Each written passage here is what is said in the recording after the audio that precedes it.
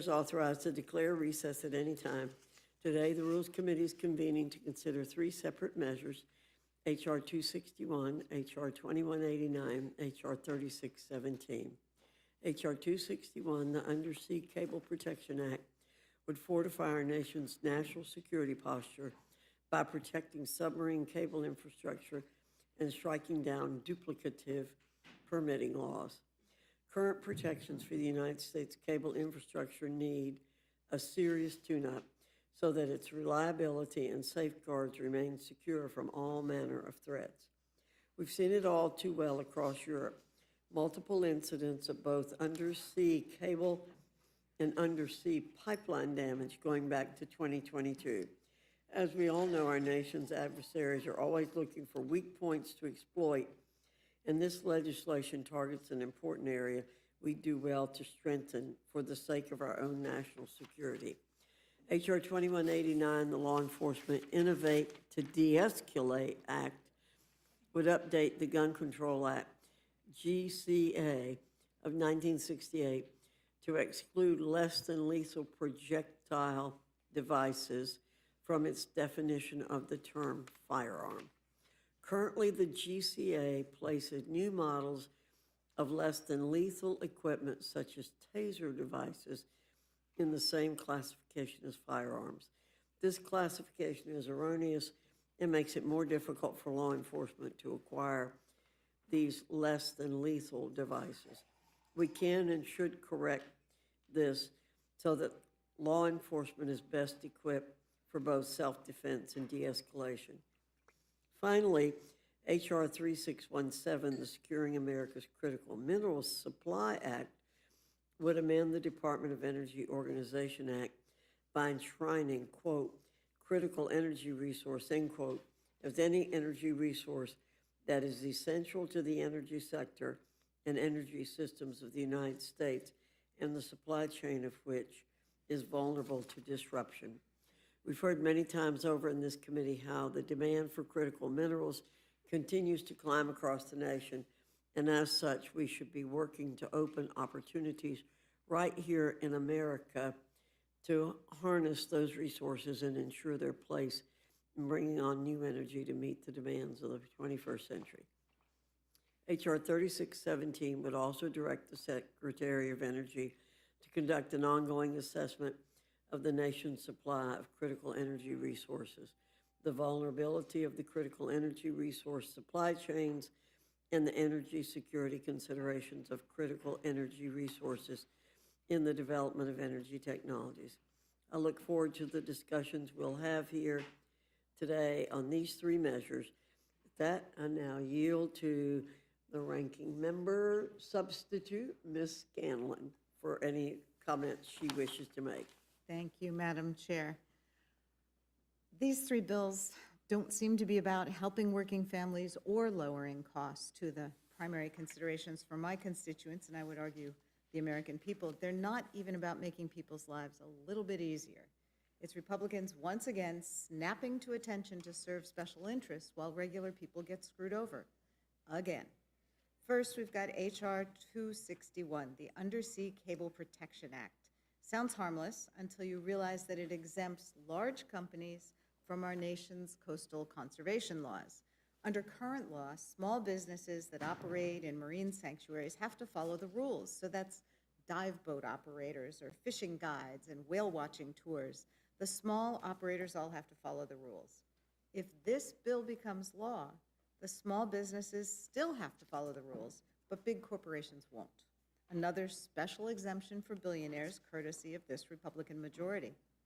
Next, we have H.R. 2189 bundled with H.R. 4242. Everyone wants law enforcement to have the tools that can reduce the use of deadly or lethal force. But this bill takes a dangerous detour. It exempts less than lethal devices from key federal gun laws, not just for law enforcement, but for everyone, including people who are currently prohibited from possessing firearms. That means devices that should be traceable, detectable by security equipment, and subject to background checks could become untraceable and undetectable.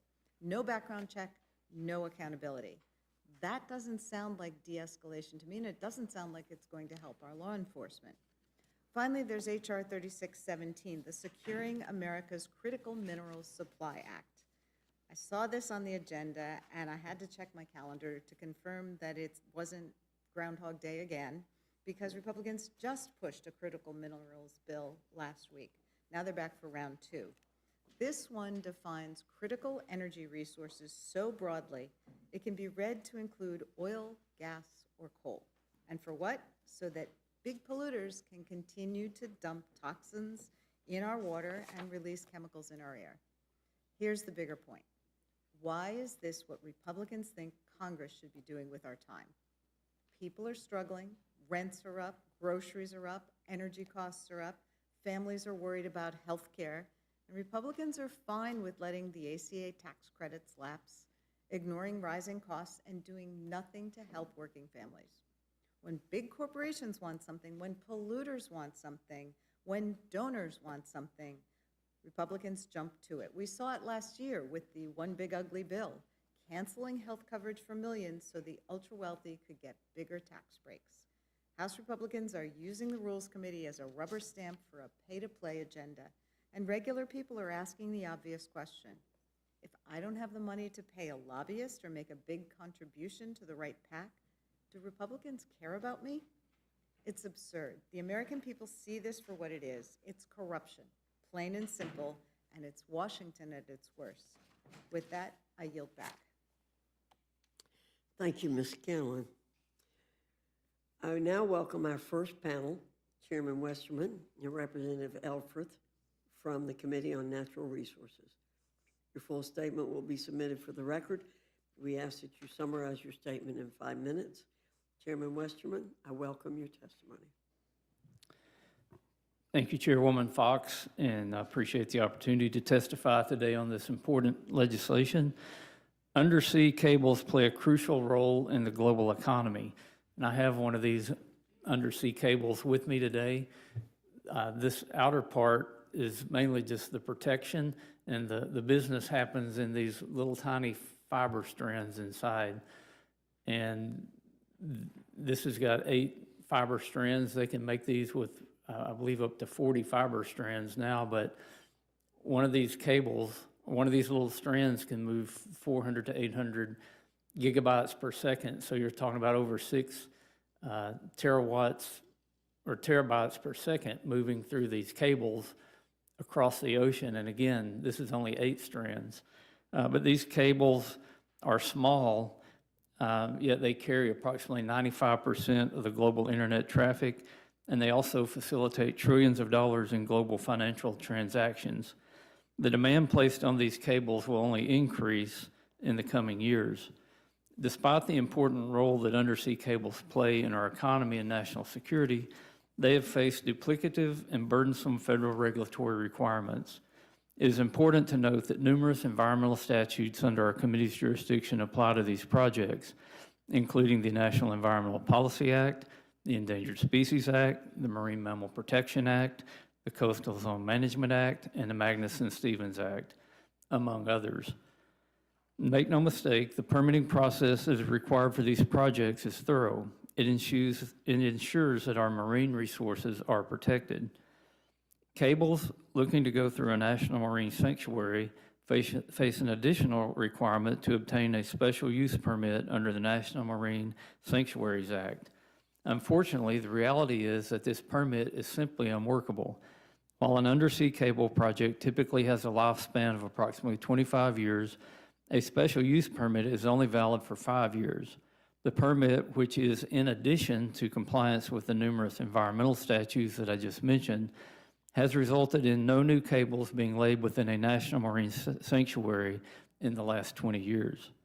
Sanctuaries have turned into de facto no-go zones for undersea cables, particularly in the West. This has resulted in consolidated landing areas for cables, which has increased the risk to infrastructure. H.R. 261 would prohibit the Secretary of Commerce from requiring undersea cable projects to obtain a special use permit when seeking to route a cable through a national marine sanctuary, provided that the applicant has been issued a license or permit that is in effect.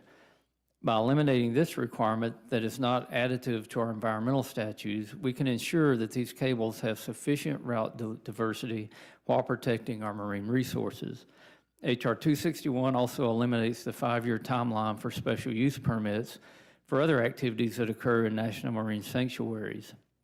These changes are key regulatory reforms and advance the goals of President Trump's Executive Order 14267, reducing anti-competitive regulatory barriers. I urge the committee to report an appropriate rule so this bill can be considered in the House. Thank you. I look forward to questions, and I yield back. Thank you, Mr. Westerman. Ms. Elfreth, you're recognized. Thank you, Chairwoman Fox, my colleagues on both sides of the dais. I'm here on behalf of Ranking Member Huffman and my Democratic colleagues on the House Natural Resources Committee to oppose H.R. 261, which puts corporate profits over common sense established environmental protections. Current law requires a special use permit for any action that could impact the health and habitat of our national marine sanctuaries, the crown jewel of our country. These permits are the industry standard that have been effectively used by both small tourism, as my colleague from Pennsylvania mentioned, those small businesses and billion-dollar corporations seeking this break today. In issuing these permits, NOAA assesses the appropriate fees for administrative costs, project monitoring, and the fair market value for the use of resources if the sanctuary itself is physically impacted by the activity. The fair market value rate for undersea cables and sanctuaries is typically about $40,000 to $100,000 per linear mile, which can be adjusted annually based on the consumer price index. For multi-billion-dollar corporations, that fee is a drop in the bucket. But for marine sanctuaries, those fees are a lifeline and cover the cost of the maintenance and management of those marine sanctuaries. NOAA uses these fees to support daily operations, address conservation needs, improve public access, and conduct research and monitoring. For example, Gray's Reef National Marine Sanctuary in Georgia is a popular spot for sport fishing and diving, as well as a critical site for scientific monitoring through deep drop cameras, capturing seafloor imaging and water quality monitoring. H.R. 261 would exempt corporations from these special use permits if they're installing undersea cables. This would mean that they'd be allowed to physically disrupt and change the habitat of the sanctuary without contributing at all to its upkeep. Notably, H.R. 261 would not exempt small businesses like mom and pop scuba shops who are just taking tourists to view the sanctuaries. This bill creates a two-tiered system where the wealthiest corporations are allowed to drill into the seafloor for free, but tourists have to pay for a hands-off look at these habitats.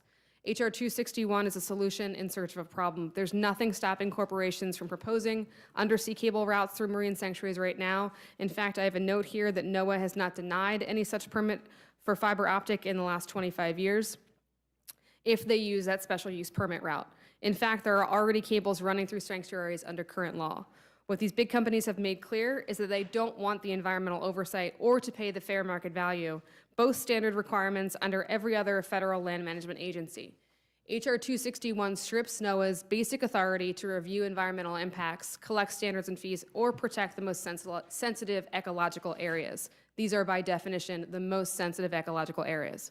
And these cables aren't just a mild disruption to the ecosystem. While fiber optic cables are small, installation requires massive industrial operations. We're talking about drilling equipment, anchoring systems, and construction vessels that can devastate seafloor habitat across miles of ocean.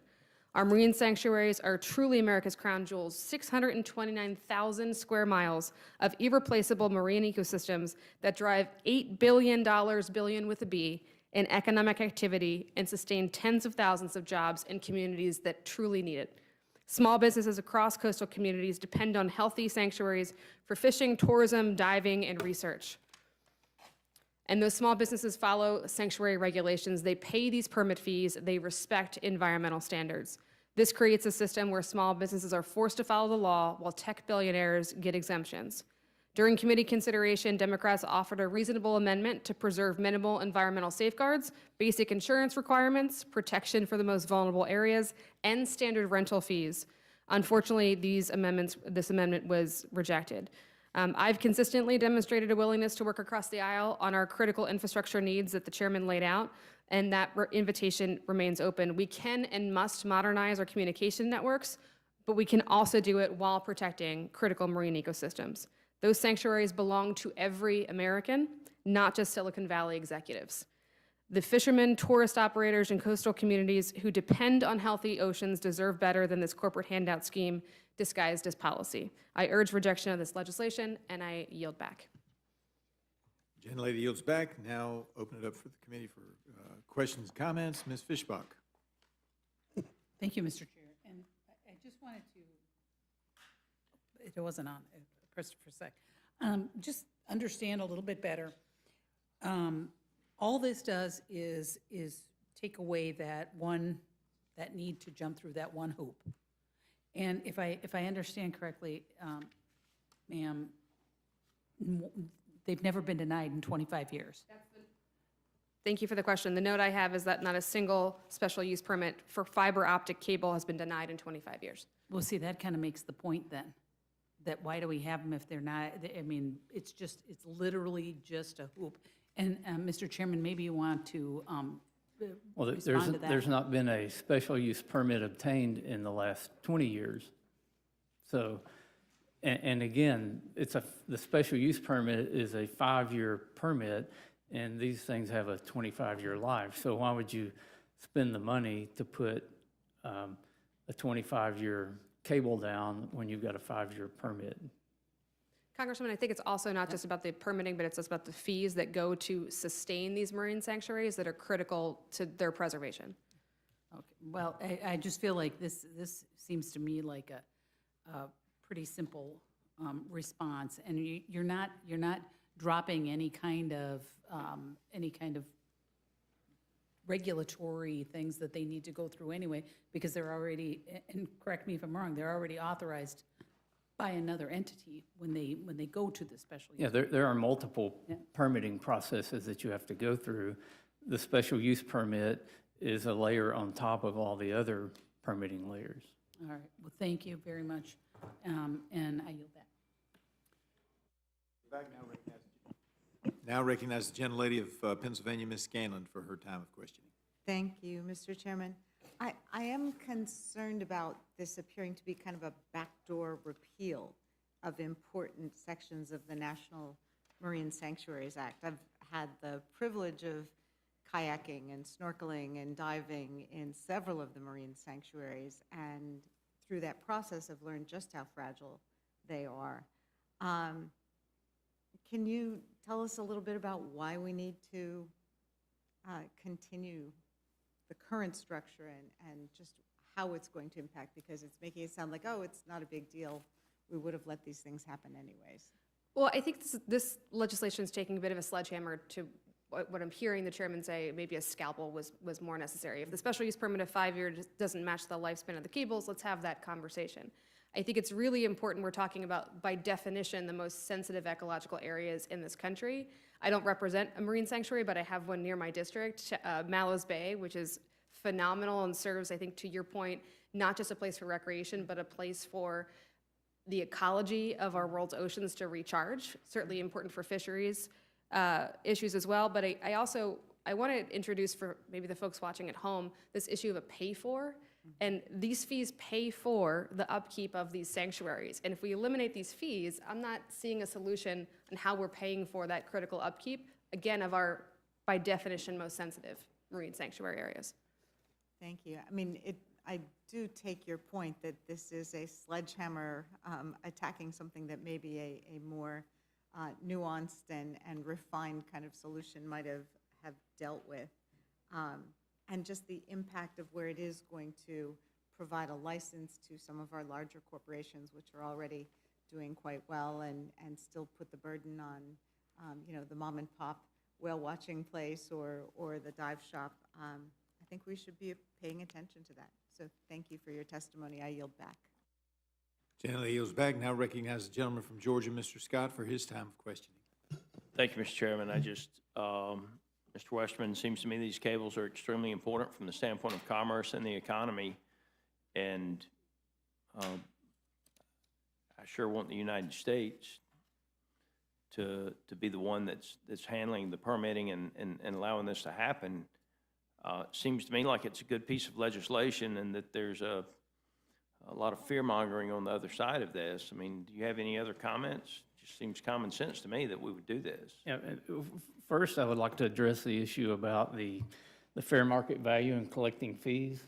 Since this supplemental permit has been put in, or special use permit has been put in place, there hasn't been a single company try to obtain a permit. So it was basically a way to scare all the investors away from the marine sanctuaries. Now, we're talking about this crossing the ocean.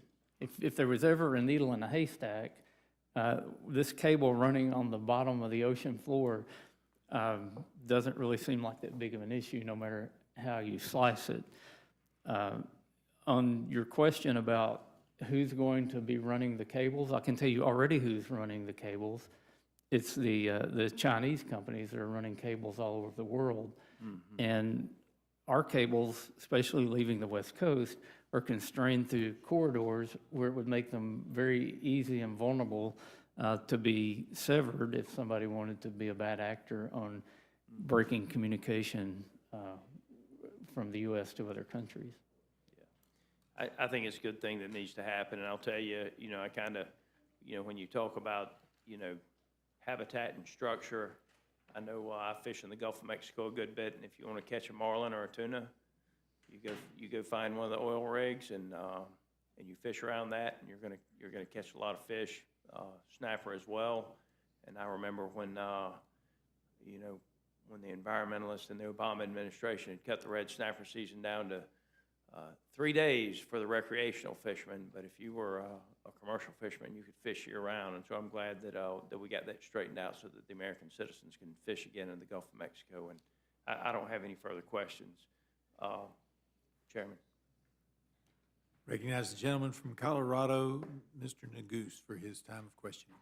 Thank you, Mr. Chairman. Good to see you, Chairman Westerman, and my colleague from Maryland, and thank you both for your respective testimonies regarding this bill. Chairman, remind me, I know you represent the great state of Arkansas in the Congress. What part of Arkansas do you represent? What part of Arkansas? Mm-hmm. The 4th District. What part of Arkansas geographically is that? I've never been to Arkansas.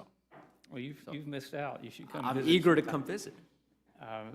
So I've got 33 of the 75 counties, so I've got a large rural district. Wow. Yeah. So you represent almost half of the counties of Arkansas in your congressional district. Yeah, not quite, but yeah. It's a landlocked district, right? Well, we do have some rivers that connect to the ocean, so we have. No direct access to the oceans or seas in Arkansas, I don't think, last I checked. We have a lot of barge traffic that goes to the ocean. We ship a lot of grain and aggregates down the Arkansas River. I hear you, but safe to say you're not. There's no oceanfront property. No oceanfont property in your. Kind of like Colorado. Kind of like Colorado, the district that I'm proud to represent. You could probably guess why I'm asking. At least in Colorado, most of my constituents right now are awfully concerned about the cost of living. Unemployment's up, mortgage rates are up, inflation is up. Undersea cables don't come up that often at the town halls that I hold back in Colorado. Is that the case in Arkansas? Is this an avid point of discussion with your constituents? No, now that you mentioned the affordability issue, being able to build things adds to that ability to make Undersea things cables? Yeah, absolutely. When you're talking about transmitting data and doing commerce. Boy, I don't know. That seems like a real attenuated case between making the case about the cost of beef and unemployment rate rising and mortgage rates going up and the need to provide these multinational companies with the stability that they supposedly require for undersea cable development in our oceans. I don't know. That doesn't seem like a particularly cogent case, but sounds like you disagree. Let's talk a bit about the underlying parts of this bill. My understanding is that the special permits, essentially you're talking about $2.7 to $7 million per 20 miles of cable across a sanctuary that would be eliminated, right, by virtue of eliminating this permit fee. Is that Well, there's no fee being collected now because nobody's applying for a permit. Sure, So no, I there's- understand. Well, I'm gonna ask you about that because I think you posited a theory on that front, so I want to talk to you about that. But I guess I want to make sure we're still Posited a theory, I like that. well. I want to, before we get to your theory, I want to make sure I understand the underlying facts. So the special permit, essentially, you're talking about $2.7 to $7 million for every 20 miles of undersea cable, right? I don't have the data on that, but I'll I can go attest with to you that that's I'll the go case. with the theory you're positing. there. Okay. You suggested that the reason that no permits have been issued is because those fees have, I think I wrote down, you said, it scared away all the investors. Who builds No, these I undersea? didn't say anything about the fees. I said the ability to only get a 5-year permit when you've got a 25-year investment. Oh, is what okay. I think Got scared it. away. So it's not the fee, it's the length of the permit. Right. So then why not simply ensure that your bill, which my understanding there was an amendment in the full committee markup on this front, would still have the permit fees attached? You're just eliminating it entirely. You're not suggesting that we're going to have a 25-year permit and we're going to have the same fee schedule. You're saying get rid of the fee schedule, get rid of the permits entirely, right? That's what the legislation's saying, right? Correct. So I guess what I'm getting at is, what I'm trying to understand is, if the argument is that acquiring a special permit is going to cost a company between $2.7 to $7 million for every essentially 20 miles of undersea cable, if the argument is that that is going to disincentivize these companies from developing the undersea cables, a reasonable question to ask is, who builds these cables? Who owns these cables? Well, right now, Huawei's building most of them because we're I'm not talking about able- here in the United States. Well, that's the problem. We're not building cables in the United States like we need to be building them. Okay, I'm going to read you an article. This is from earlier this year. The headline, Meta plans to build a $10 billion subsea cable spanning the world. You're familiar with the company Meta? I've heard of them. Okay. The parent of Facebook, the parent of Instagram, the parent of WhatsApp, second biggest driver of internet usage globally, right? Building apparently, according to sources, 40,000 plus kilometer project that could total more than $10 billion of investment. Something tells me that Meta is not dissuaded to build this mega undersea cable by the minuscule fees that are being charged through the special permit process at NOAA. And I guess that's my point. I don't know that it's a lot to ask of these multinational global companies to pay a modicum of a fee to NOAA to protect some of the most treasured places with marine life in the continental United States. Do you disagree? Now, what do you call a modicum of a fee? Well, are you telling you're saying 2.7 million per 20 miles? you're saying we're charging Meta too much? You think Meta We're not charging them anything right now because we're not laying any of these cables. because Meta refuses to pay because they refuse to go and buy the. I mean, I think you should rename this bill essentially. It's the giveaway to Amazon and Meta bill. Let's just from now on, we're not going to require Meta or Amazon or these large technology companies which build the undersea cables. These aren't mom and pop technology companies in Arkansas or Colorado that are building these cables. It's Meta, it's Amazon, it's all the huge multinational corporations. And this bill essentially says that those companies don't have to get a permit anymore to build undersea cables. And the argument that I think you're making is that the permit structure right now disincentivizes these massive global tech titans from building out undersea cables. I think, in my view, this is both misplaced in terms of the priorities that the House should be considering in light of all the challenges that our country faces. But I also think that it is a giveaway to some of the largest companies on planet Earth, and I'm not really understanding why House Republicans have decided to prioritize it. But I want to give you a chance to respond. Well, I just understand we have differences on the way policy should work, but right now there is no fee being collected. Nobody's laying these cables across sanctuaries because of the restriction of a 5-year permit, if they do, on top of all the other duplicative permits that it takes to lay the cable. Now, Maybe that's a good thing. there will be a lot of commerce and transactions take place on these cables. And I think that's just a difference between a Republican view of the economy and a Democrat view of the economy. You see an opportunity to tax something simply because it's there, and we see an opportunity to grow businesses by allowing these cables to be there. I mean, look, you may be right, Mr. Chairman. This $10 billion Meta undersea optic cable, I'm sure, is real important to the future development of the economy in the United States. Lord knows that, whatever AI chatbots this will be used to help facilitate more Instagram reels that can be shared. I got to tell you, that's really integral to the future of the country. That just doesn't, I don't think that, in my view, is a cogent basis for this bill. I don't think that, I'm not that dog doesn't hunt, Mr. Chairman.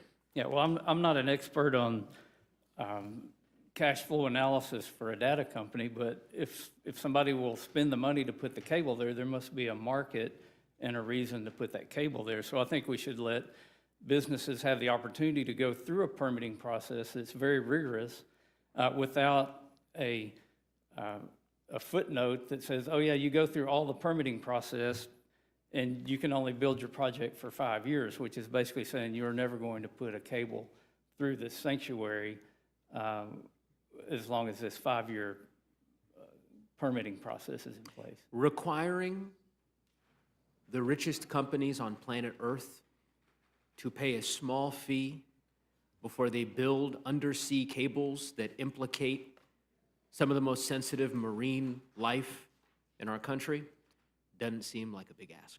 But I will, I'll Maybe you yield should back. offer that amendment. I'm happy to, I will offer that amendment. And I'm going to tell Chairwoman Fox when she comes back that I've earned the support of my friend from Arkansas. I didn't say I would support it. I Well- said maybe you should offer it. I appreciate that. I yield back. I thank the gentleman. No support guaranteed. I'll defer and recognize the gentleman from Texas, Mr. Roy. No questions. I yield. Gentleman yields. We now go to. Yeah, and now go to Ms. Ledger Fernandez of New Mexico. You know, my good friend in Colorado and my neighbor, my vecino, is echoing some of the same things I'm seeing, right? That here we are, and we're now in the second year of the Trump administration. We all remember that he promised to lower costs on day one, and we haven't seen any of it. In fact, we've seen the opposite. We've seen costs go through the roof. We've seen tariffs sort of wreak havoc on American consumers. We've seen him favor fossil fuels, attack renewable energy, which is the cheapest form of new energy. And we haven't seen Republicans kind of do anything to lower costs. We haven't seen them complain about what Trump is doing, whether that's the tariffs that they refused to until recently. They froze time so that Congress won't have to have a vote on that. There doesn't seem to be any moral outrage about the crimes and abuses that are set out in the few and the Epstein files that have been released, not heavily redacted. Trump's in those, his cabinet's in theirs. There doesn't seem to be any Republican outrage about citizens being shot to death. So what are they doing? And I think the difference, as the chair said, between Republicans and Democrats might be evidenced in this bill. That Republicans just want to keep giving away more favors to the biggest corporations, the multi-billion-dollar corporations, right, who have so much money they don't know what to do with it. And Democrats are saying, this isn't right. Because there are a lot of small businesses, mom and pop businesses, that are going to get ruined if a mistake is made. And it's not like a mistake doesn't get made, right? I'm looking at the fact that Meta, they had a drill bit that broke during installation off of Tillamook County, Oregon. They left 1,000 feet of pipe, steel pipe, on the seafloor. And they spilled 6,500 gallons of drilling fluid. And they didn't really pay for the cleanup. So that's the problem, is like, who is going to carry the burden of Republicans removing regulation so they can favor the biggest corporations? And that's the tension that we are seeing here. That is indeed the difference between Republicans and Democrats. Democrats want to make sure that those biggest corporations pay their fair share. Because the other thing that they want, when they eliminate this, they're eliminating not only environmental review, but the ability to charge fair market fees. Fair market fees. Why won't you want the biggest corporations to pay fair market fees? And I think that's that's what has us upset. If it's a 5-year, let's address that. But why don't you want them to pay fair market fees? And maybe they're not drilling because it's too environmentally sensitive to drill in these sanctuaries. Remember what sanctuary means. Sanctuary means that most precious of place. That most precious of place. It's the word we use for our houses of worship. It's the word we use for the most precious of places.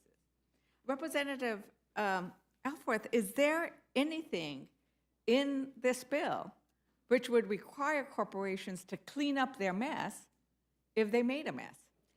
Not my read, Congresswoman, and in fact, the amendment we offered in committee, the minority offered in committee, would require insurance requirements in case when something does go awry, as you mentioned, that one example. And I want to point out here that while the cable is small, actually installing it, it's not just throwing it out, it's also drilling into the seafloor. It's regular upkeep of those repair cables in the most environmentally sensitive areas. Our colleague from Colorado pointed out that these fees go to pay for something that otherwise taxpayers will have to pay for when and if those are interrupted. And if I could suggest, there's a lot of, I think, some common ground here. There are real national security interests when it comes to telecommunications. That is not, specified out in this bill. That's not addressed, as a special use of this bill. Again, it does not have the insurance requirements we suggested in committee. It doesn't match the 5 years versus 25 years lifespan of the cable. There's common ground here, but more importantly, I think, is who is going to pay for the upkeep of, again, our most sensitive marine areas when things go wrong. And this bill says it's not the billion-dollar corporations, it's not Meta, it's the taxpayers who are going to have to pay for that. And I take umbrage with that very suggestion, and I think you do too. Well, the idea that the taxpayers, and some of those taxpayers are these small businesses that actually make their living in these sanctuaries. I love that word, these sanctuaries, this place that we should protect and keep sacred, or keep clean and keep pristine, right? So they're gonna both pay in their taxes and then pay if there is any damage done, right, during the construction. And what about tribal consultation? Is there anything in this bill that would require tribal consultation if it's not a tribe that authorizes this? I didn't see anything. You didn't misread the bill. No, ma'am. There's nothing about tribal consultation in here. And if I could just address, I think there's a little bit of miscommunication or a fact's been misconstrued between a letter that was sent 2 years ago on a specific project. The Santa Ynez Band of the Chumash Indians sent a letter that was specific to their project.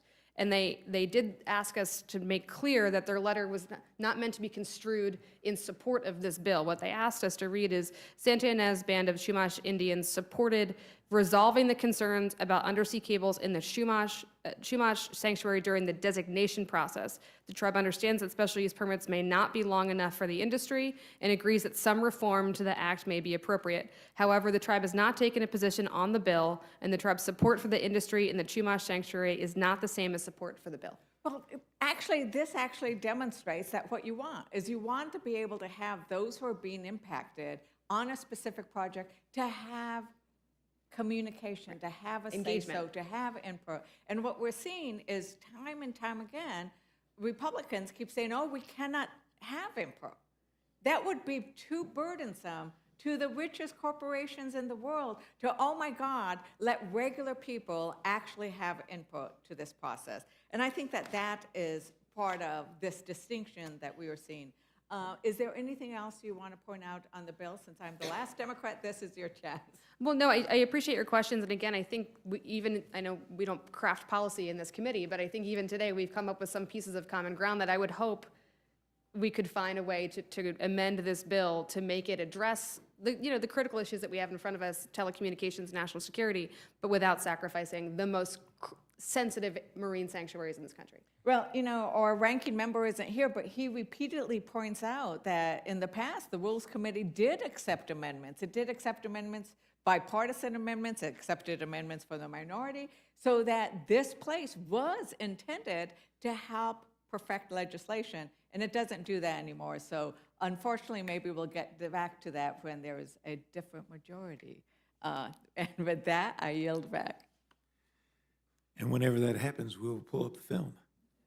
All right, Mr. Chairman, is there anything you want to tell me as I consider the rule on this bill? Well, Mr. Chairman, I think pictures tell 1,000 words. This is this little tiny cable the size of my finger. We're talking about it going across the ocean. If you listen to the discussion here, it sounds like this is going to destroy a marine sanctuary to run this cable across it. There hasn't been a special use permit issued for one of these cables in 20 years. It's not because there's not a need and a demand for these cables, it's because that is like a poison pill in the policy that drives investors away from running cables there. So it's consolidating all these cables in close areas where they're subject to, where they could be damaged, multiple ones in a short amount of time.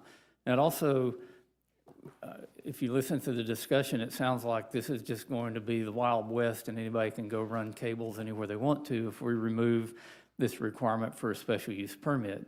There's still all of these other laws that are in effect, the National Environmental Policy Act, NEPA, which part of a NEPA process is tribal consultation. You're still going to do all the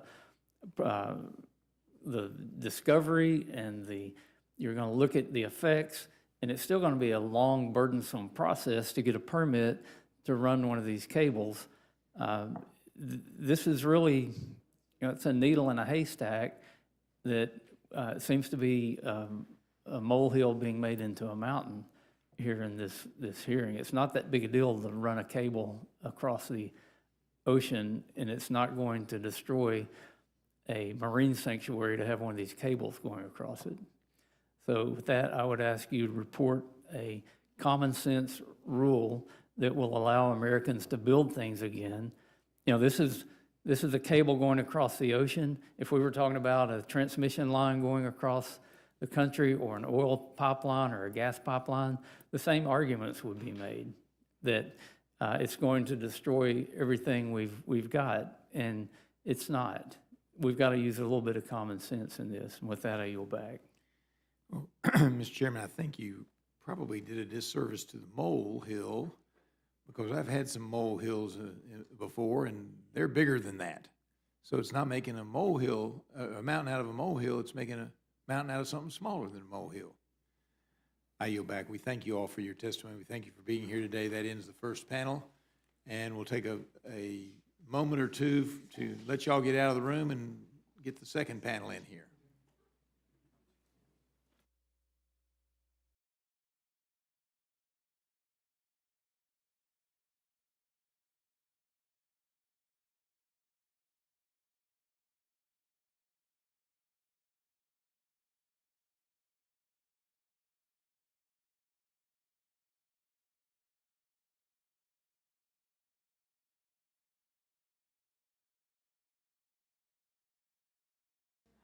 All right, and now welcome our second panel, Representative Fitzgerald and Ranking Member Raskin from the Committee on the Judiciary. Your full statement will be submitted for the record, and we ask that you summarize your statement in 5 minutes.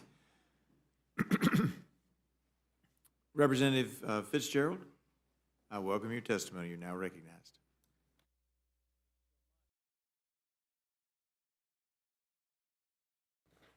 Thanks so much. Chairwoman Fox, Ranking Member McGovern, and members of the committee. I want to thank you for allowing me to, and the opportunity to testify today on H.R. 2189, the Law Enforcement Innovative De-Escalate Act. I also want to thank the bipartisan group of members that worked on this bill for a long time now, the last two Congresses, Congressman Lou Correa and Congressman Stanton, and also Congressman Schweikert. This bill will put life-saving, less lethal technology in the hands of more law enforcement and public safety officers. The Gun Control Act, the GCA of 1968, was enacted to assist law enforcement in their fight against violent crime. Along with imposing stricter licensing and regulation requirements on the firearms industry, the GCA also established a new definition of a firearm, which, according to the bill, includes any weapon, including a starter gun, oddly, which will or is designed to or may readily be converted to expel a projectile by the action of an explosive. While the definition has been suitable for the firearms industry for the last 50 years, as we know, modern advancement in less than lethal technologies, for the most part tasers, have created a new need for Congress to take a second look at the definition to ensure that the GCA, as written, does not stifle innovation. For example, Exxon, the manufacturer of the taser, introduced in 2023, came out with a version of the Taser 10.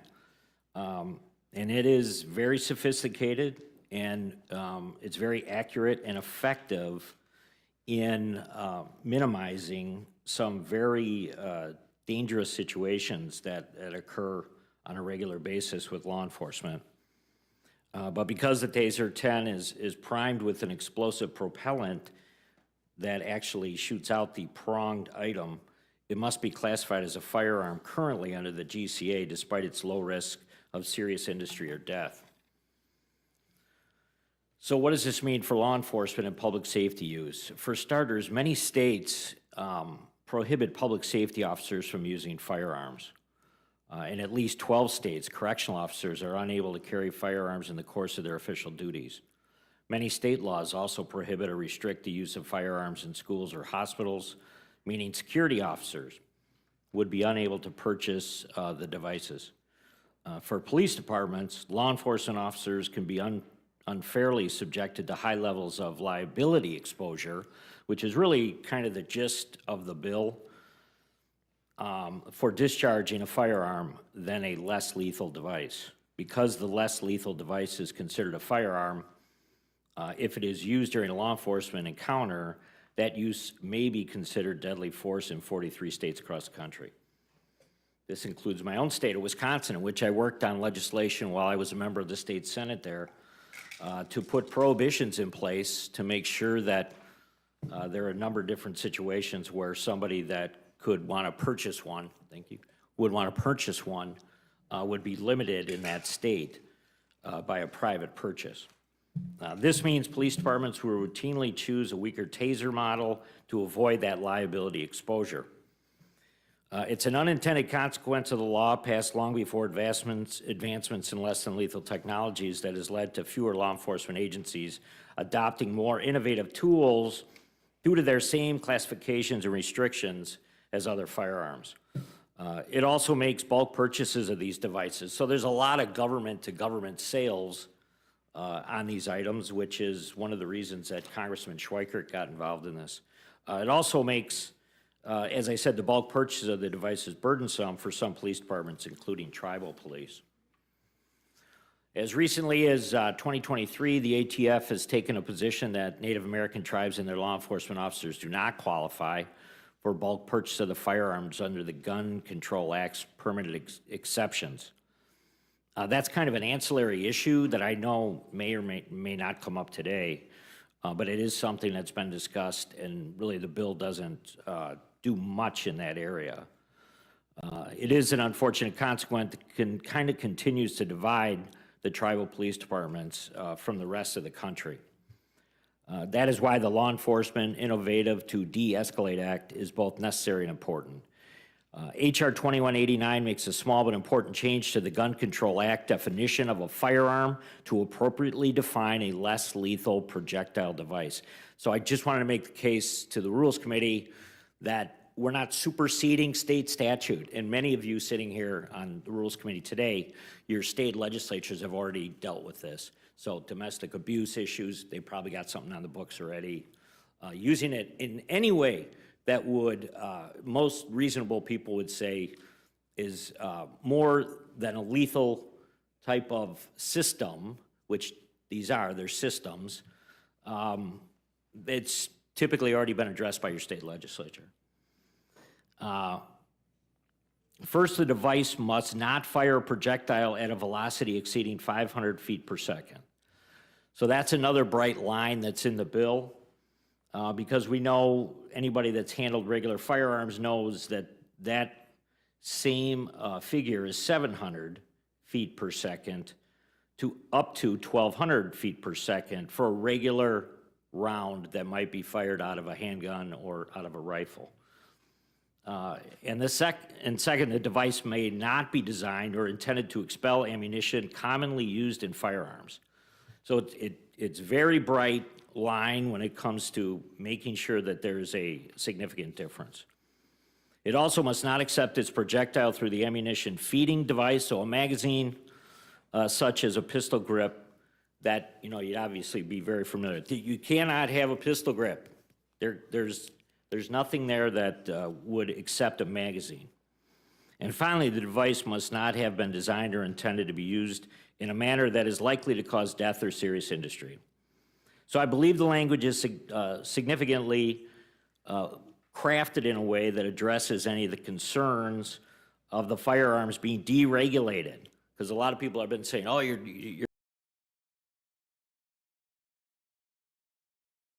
making these changes, it's going to change what has been in place for many years. That's not true.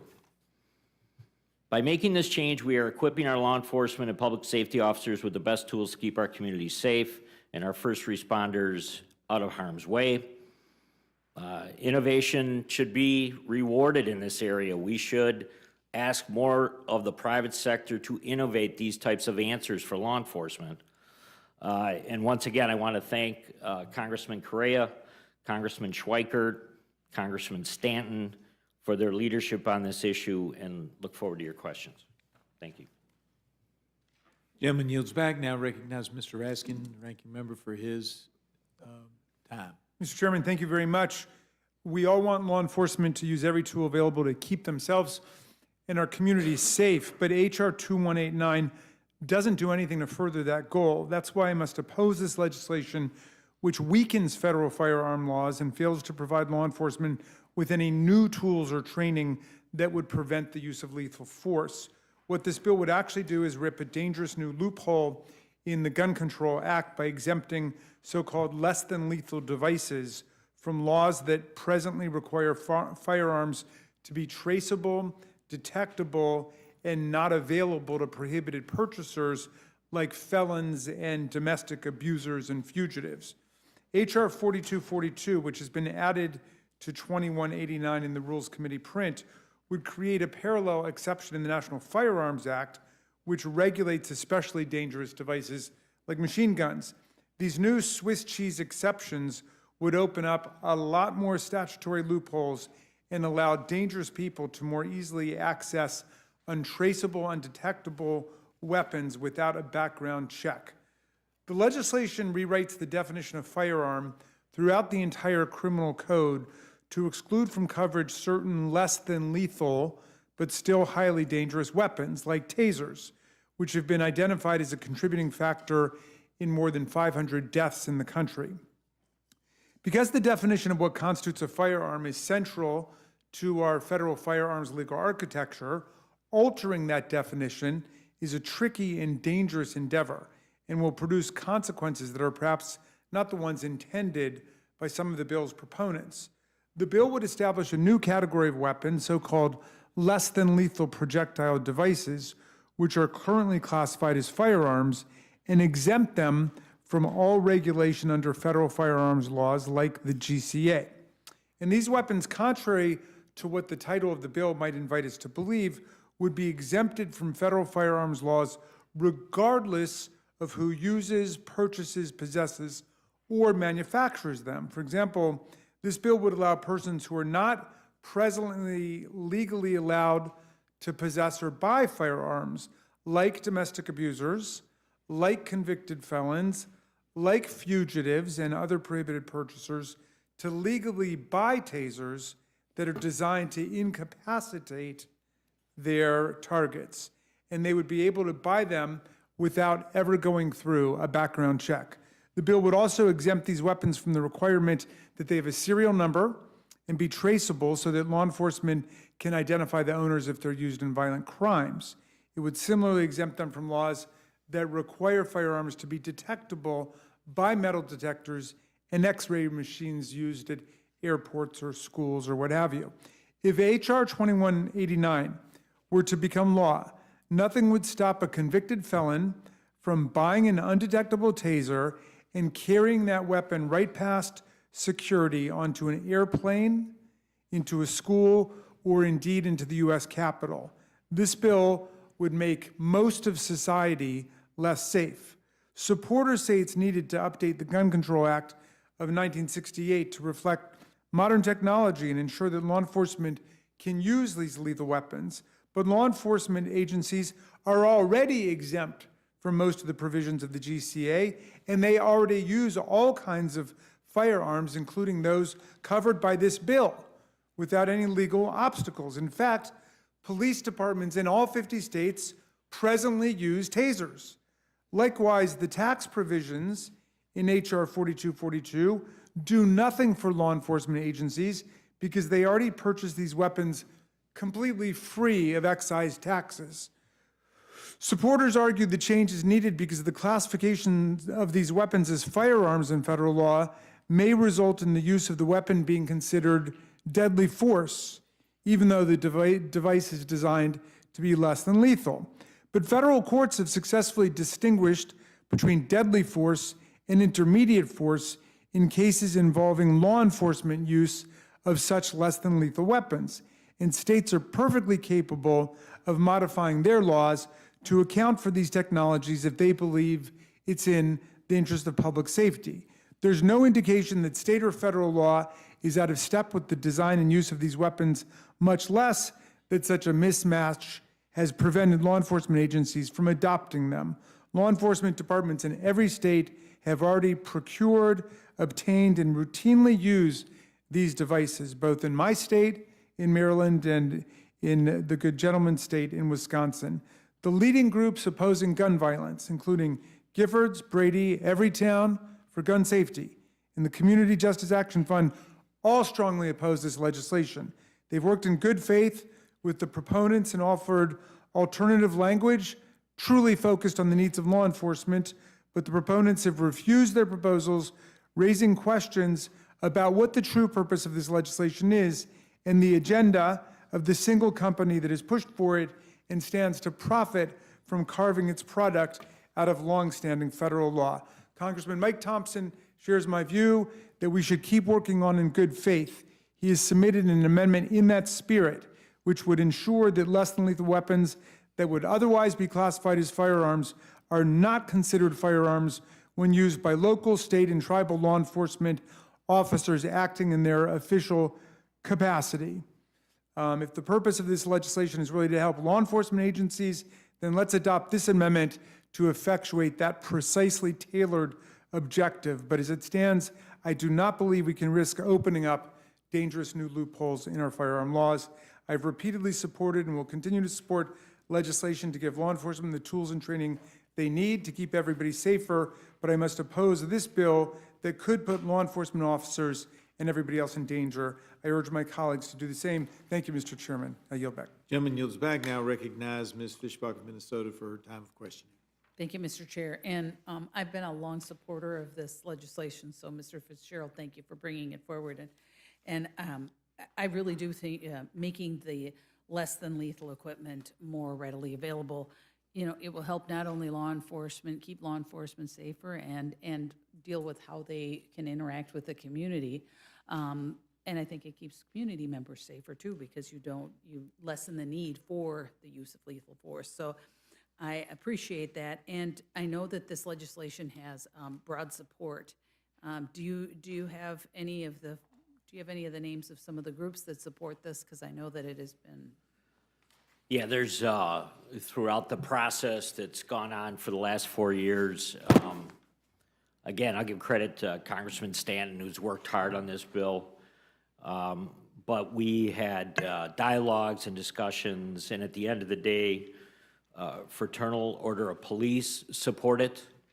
I think because they find at the local level, they have some departments that are in a position where they can easily access the technology, and then there's others because of council, maybe in a municipality or at the county level, are concerned about the liability associated with it, which goes back to what we kind of brought the bill forward for, is to make sure that there's a very clear message that we're not trying to supersede local levels of law, whether it's municipal or state law, and we also want to make sure that these departments that currently feel like they're hamstrung and unable to get the technology can secure it. So Fraternal Order Police, County Sheriff's Associations, International Union of Police, African American Mayors Association supports it, came out publicly and supported it, and also the National Organization of Black Law Enforcement Executives, NOBLE.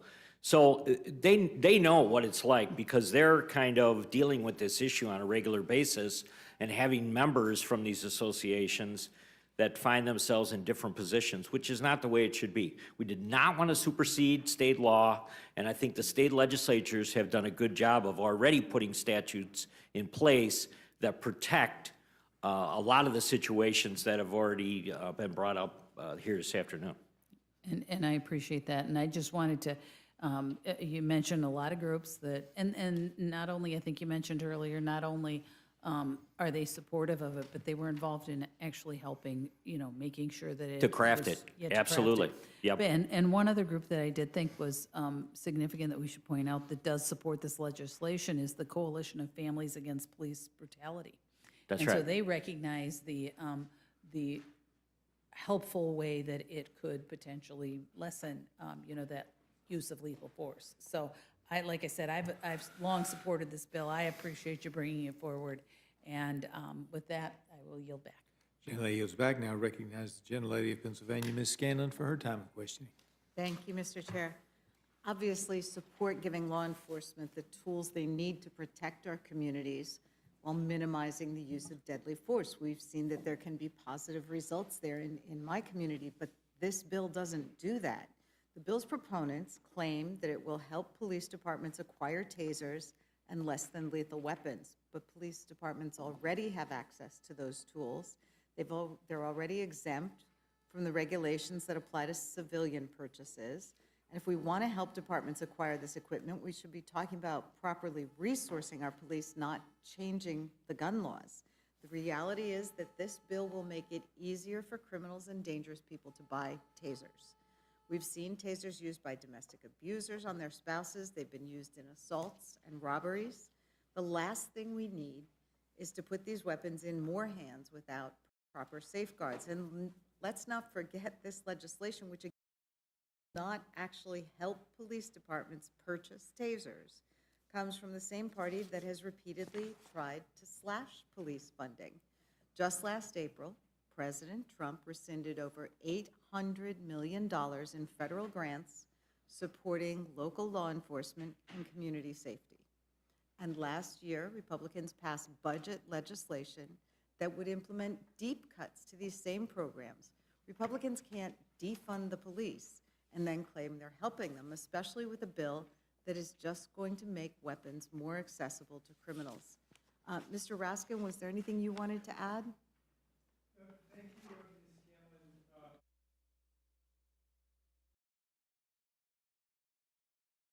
Scanlon. Domestic violence groups opposing this, like the United Church of Christ, the Interfaith Coalition Against Domestic and Sexual Violence, Catholics for Family, Peace, Education, and Research, and so on. Like the gun violence groups, they see this as not doing something necessary for law enforcement, because law enforcement already is using this across the country.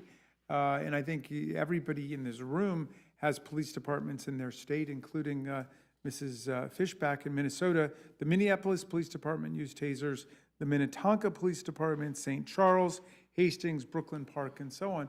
So the police departments have access to it. The question is, do we want convicted felons and convicted domestic abusers and fugitives from the law to be able to access tasers when we know that these have been used as very dangerous weapons against people and have indeed caused serious injury as well as death? Yeah, and it does really bring home the fact that it doesn't actually help law enforcement get tasers, to be able to have ways to de-escalate situations that could end in tragedy. We had in 2020 a really tragic, horrific incident in Philadelphia where a citizen was having a mental breakdown and the police were called, and he was shot and killed very quickly after the police arrived on scene. But it was at the same time that the city was trying to implement a program where they would have mental health professionals on call and where they were trying to arm the police with tasers to have a less lethal method of dealing with situations. They didn't have the money for the tasers. They didn't have the money to have mental health professionals on call. So I think we should be helping our police departments be funded in ways that allow them to keep everyone in the community safe, and this bill doesn't do that. Thank you. I yield back. Generally yields back. Now recognize the gentleman from Georgia, Mr. Scott. I just want to ask you this, Mr. Fitzgerald. Your colleague there has said that if this bill passes, that felons will be carrying tasers on airplanes. I'm not aware that you can carry a taser on an airplane today. Am I missing something here? Or is he just making stuff up like he usually does? No, you can't carry a taser on an airplane right now. As a matter of fact, I think there's a number of situations where the issue continues to be raised about where they would be or wouldn't be allowed. And they're subjected to the same type of scrutiny that any type of weapon would be. So it's kind of, I think, a red herring. It's an argument that's been out there that suddenly people in the private sector, which right now, less than 1% of all tasers that are owned by somebody are owned by somebody in the private sector. It's not something that's really happened. And I think a lot of these departments right now, a lot of the police departments have actually put in place some strong protocols on how they can handle a taser, maybe when they're off duty. There's a lot of different protocols that are in place. Again, we're not touching any of that stuff. This should be handled by the chiefs of police, the sheriffs, and the state police, state by state. We're not touching that Doesn't stuff. supersede state law or any of those As things. a matter of fact, I think what it might do is prompt some state legislatures to maybe go back in and take a look at their own statutes to see how it conforms with what we're doing here today, which is welcome. That's great. I think that should happen. Mr. Raskin, can people carry a taser on an airplane today? Can I carry a taser through TSA? Can you Absolutely explain your not. statement? Absolutely Can not. you explain your statement? And Because then they if are this- regulated firearms. But you propose, or this legislation proposes not to make them regulated There firearms. are other things that TSA does not allow on airplanes outside of, well, so- they don't allow a knife on an airplane. That's not a regulated firearm. Okay, you're right now, there's not a separate regulation. It's because they are regulated firearms. So you're right, every state could go back and change their laws to criminalize the use of tasers, and the TSA could do that as well. But I stand on my original position. It's already criminalized unless it's in use of self-defense, correct? What is? The use of a taser. Where, in which You state? cannot use a taser unless it is, I as a civilian, if I own the taser, I cannot tase somebody just for the sake, I can't walk down the street and tase somebody just for the sake of tasing them. What law are you That's an citing? assault. What law are you citing? I'm talking about the law of common sense. That is an assault if I walk up Well, and tase somebody, is it not? Right now, see, I guess I'm just trying to get the committee to focus on the fact, and I'm glad that you're underscoring this, that when you say it's no longer regulated by federal firearms policy, you would need to adopt new laws and regulations to treat tasers separately. And some people No, you will say, don't. no? No. Really? So you're saying if you no longer have it regulated by the National Firearms Act, it's still illegal to bring it on an airplane? Based on what law? It would, TSA would not allow you to take Based on a what? taser on, they won't allow you to bring a taser into this building, Mr. Raskin. I don't know what it's based on. It's just Because based it is on common sense. it is common sense and embodied in federal law, which you guys want to change right now. That's what I'm trying to get you to focus on. You're just, you guys, you are the party of no. This is good common sense legislation. It needs to pass. It is, I mean, it's ridiculous that y'all are fighting this. I yield. Gentleman yields. Now recognize the gentleman from Colorado, Mr. Neguse, for his time of questioning. Thank you, Mr. Chairman. I guess I want to drill down. I want to give Mr. Raskin an opportunity insofar as he'd like to respond to my colleague from Georgia, because I didn't find the argument that was being made by the ranking member from the Judiciary Committee all that complicated. My understanding is that the current definition of firearm, insofar as a weapon, and whether you deem that lethal or non-lethal, a weapon is defined as a firearm under federal law. That's right. It then is subject to a variety of different background and registration-related requirements. That's right. And so, insofar as you pass legislation like this, which would pull a particular device out of that definition, you then open the door to no longer having those same safeguards under federal law. It's common sense. I mean, well, our point is simple, which is presently tasers are regulated under the Gun Control Act and under the National Firearms Act. And so if you can't access a gun without a background check, you can't access a taser in the same way. If you are a convicted felon and you cannot purchase a semi-automatic weapon, you cannot purchase a taser. Correct. It's treated the same way. And so if you strip it out of federal law, then it's in a completely different category. I'm amazed that the argument is being made that it wouldn't have that effect. I thought that was the whole purpose of the legislation, because right now the police departments already have lawful access to it, and hundreds of them are using tasers, as everybody knows. So this is about giving tasers, making tasers accessible to everybody else. Precisely. And if you don't think they should be carrying them on airplanes, then maybe you should reconsider whether you support the idea of no longer regulating them as part of federal law. Yeah, and my point, to your point, Mr. Raskin, I mean, if someone is convicted of a violent felony, that person may not otherwise be able to acquire a weapon, right, by virtue of the federal background check system, Correct. but would be able to acquire the weapons that are deemed non-lethal by this legislation. So we're taking people right now, like convicted felons, like convicted domestic violence abusers, like fugitives from the law, like undocumented people who cannot purchase a firearm because of what they've done, and now we're saying, but you can purchase a taser. And so that is the legal import and significance of what we're doing. And if you like that idea, great, but if you don't like that idea, if you think that's dangerous, then you should oppose it. Mr. Fitzgerald, thank you for being here. Yeah. So, last year, Could I just respond to the last? sure, of course. I'll just say, just for Wisconsin, Pennsylvania is kind of in the same spot. A lot of the states, and I don't know where Colorado's at, but you must be 18 years old to own a stun gun or taser. You must be 21 and possess a valid concealed carry permit to carry in public. It's a felony to carry a stun gun or taser in public. It's illegal to possess stun guns or tasers for those with prior felony convictions. Yeah. So it does fall in state It statute. devolves, yeah, and I'm not. As far as TSA goes too, they have a laundry list, right? We've all seen it. You I hear can't you. take it on a plane. And I'm not going to get into the TSA back and forth. yeah. That's not my. Yeah. My colleague from Georgia is very myopically focused on that, so I'll let him delve into that.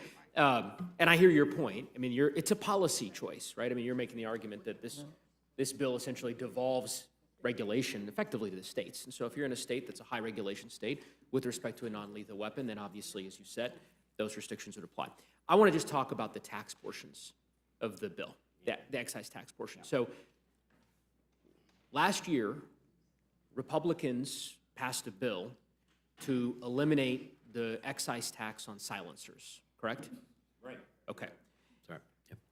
Republicans also passed a bill last year to eliminate the excise tax on short-barreled rifles, correct? That's correct. Okay.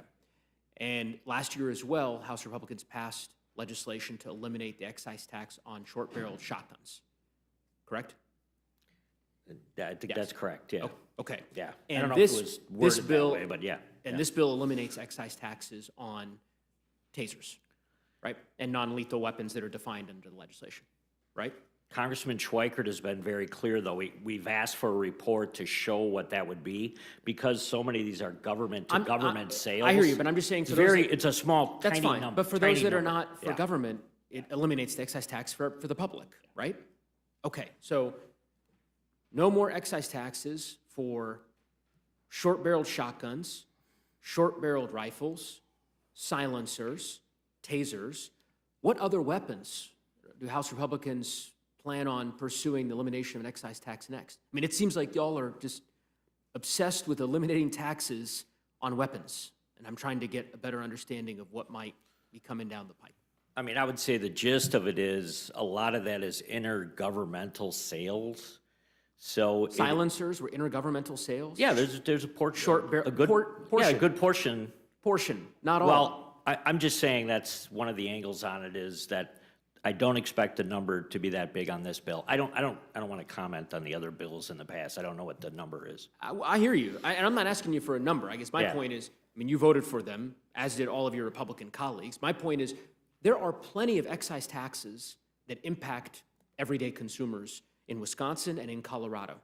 Airline excise tax, for example, Right. on airline tickets, right? You could go down the line. Yeah. And it just seems to me like my colleagues on the Republican side of the aisle have this myopic obsession on eliminating every tax for a gun or weapon that one could conceive of. And we're spending all of our time in this committee taking up elimination of excise taxes for weapons, when we could be taking up very basic common sense proposals to make life cheaper and more affordable for more Americans. You can understand where Very I'm coming good. from. So are you saying you would offer something like that? Well, no, I'm saying that, I guess I'm asking why. Oh. Every time there's an No, I'm elimination not of an sure. excise tax bill that I'm not- Republicans present to this committee, it invariably has to do with guns or shotguns or rifles or tasers or whatever else. I don't know, knives. What's next? What else do you have planned? I'm unaware of any bill on knives coming down the pike. You may be So, speaking too soon. I mean, Okay. given the priorities of this House Republican caucus, that's my point. Okay. In any event, I will say on the law enforcement piece, because you made the point, Mr. Fitzgerald, that the bulk of this bill connects to transfers and sales associated with law enforcement. I'm looking at the federal code here. So this is 26 U.S. Code, Section 42021, or excuse me, 4221. Subparagraph A, subsection 4, right? Under regulations prescribed by the Secretary, no tax shall be imposed under this chapter on the sale by the manufacturer of an article under this chapter, which essentially is all firearms and ammunitions, to a state or local government. So, what are we doing here?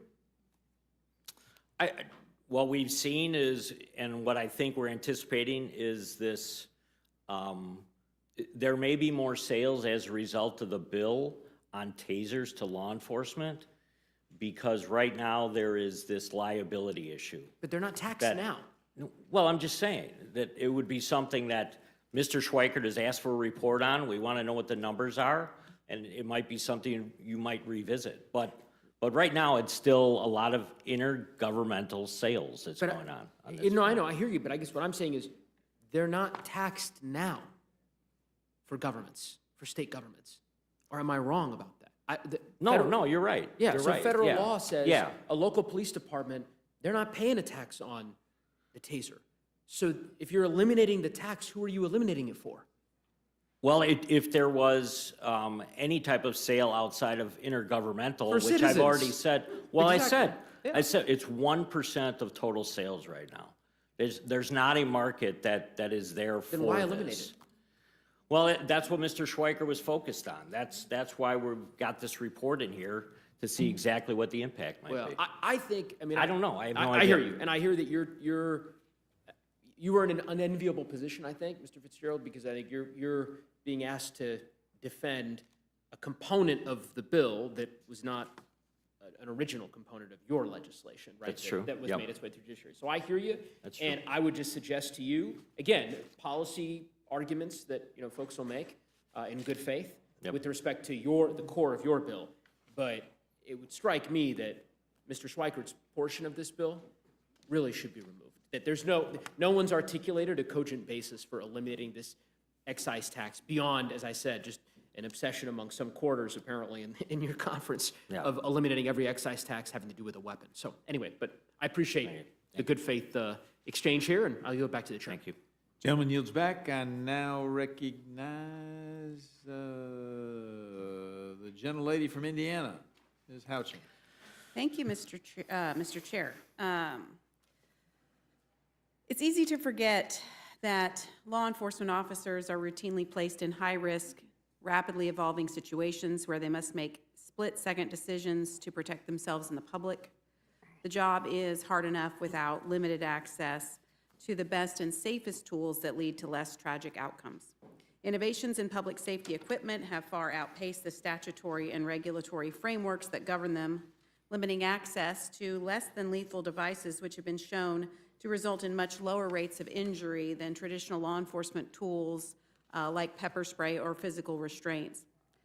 This is bipartisan legislation, and it is a simple, common-sense solution that not only allows law enforcement to more effectively do their job, but enhances public safety.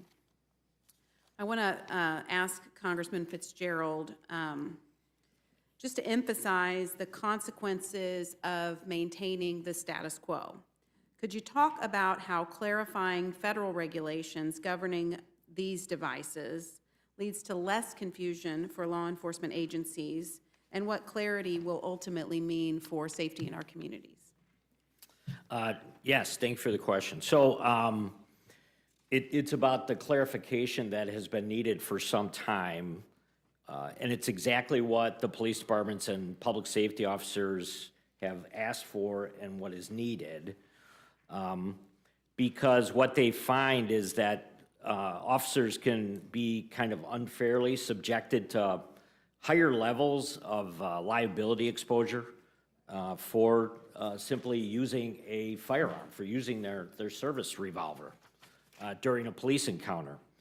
And the less than lethal device gives them another option. I think we've seen law enforcement use it as a tool to truly de-escalate some of these very, very high-tension situations. It might be a domestic that they're walking into. It might be somebody that's currently involved in committing a crime and they're armed. But there's an exchange that happens with, because if you talk to police officers about it, there's an exchange that can happen that the public is now aware of tasers and they're aware of how they're used in law enforcement. So a lot of times they can actually use it to their advantage to diffuse those tough situations because then the threat's there, but it's not lethal.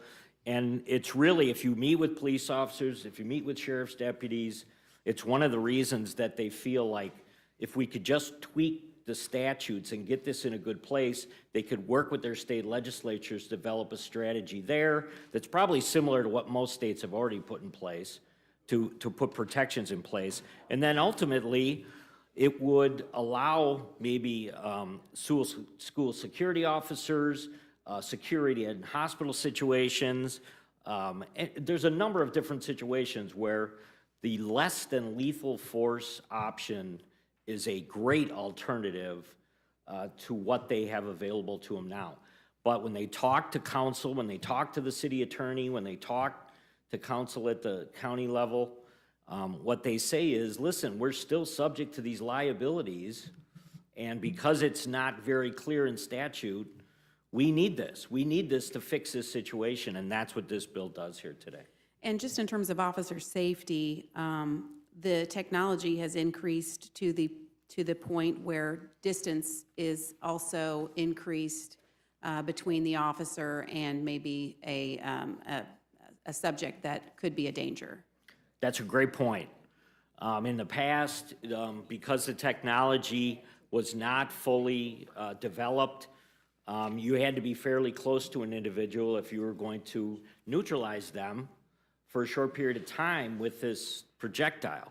Now, with innovation in the technology, the officer is further away from the individual, and it gives them many more options. So it's another thing that's really helped. Question is, if we declassify the taser as not as a firearm, does that make it able for a civilian like me to carry that for personal protection? Like I've been saying all along, it's less than 1%. But I think there is a possibility of some type of technology that is available now that could be sold for personal protection.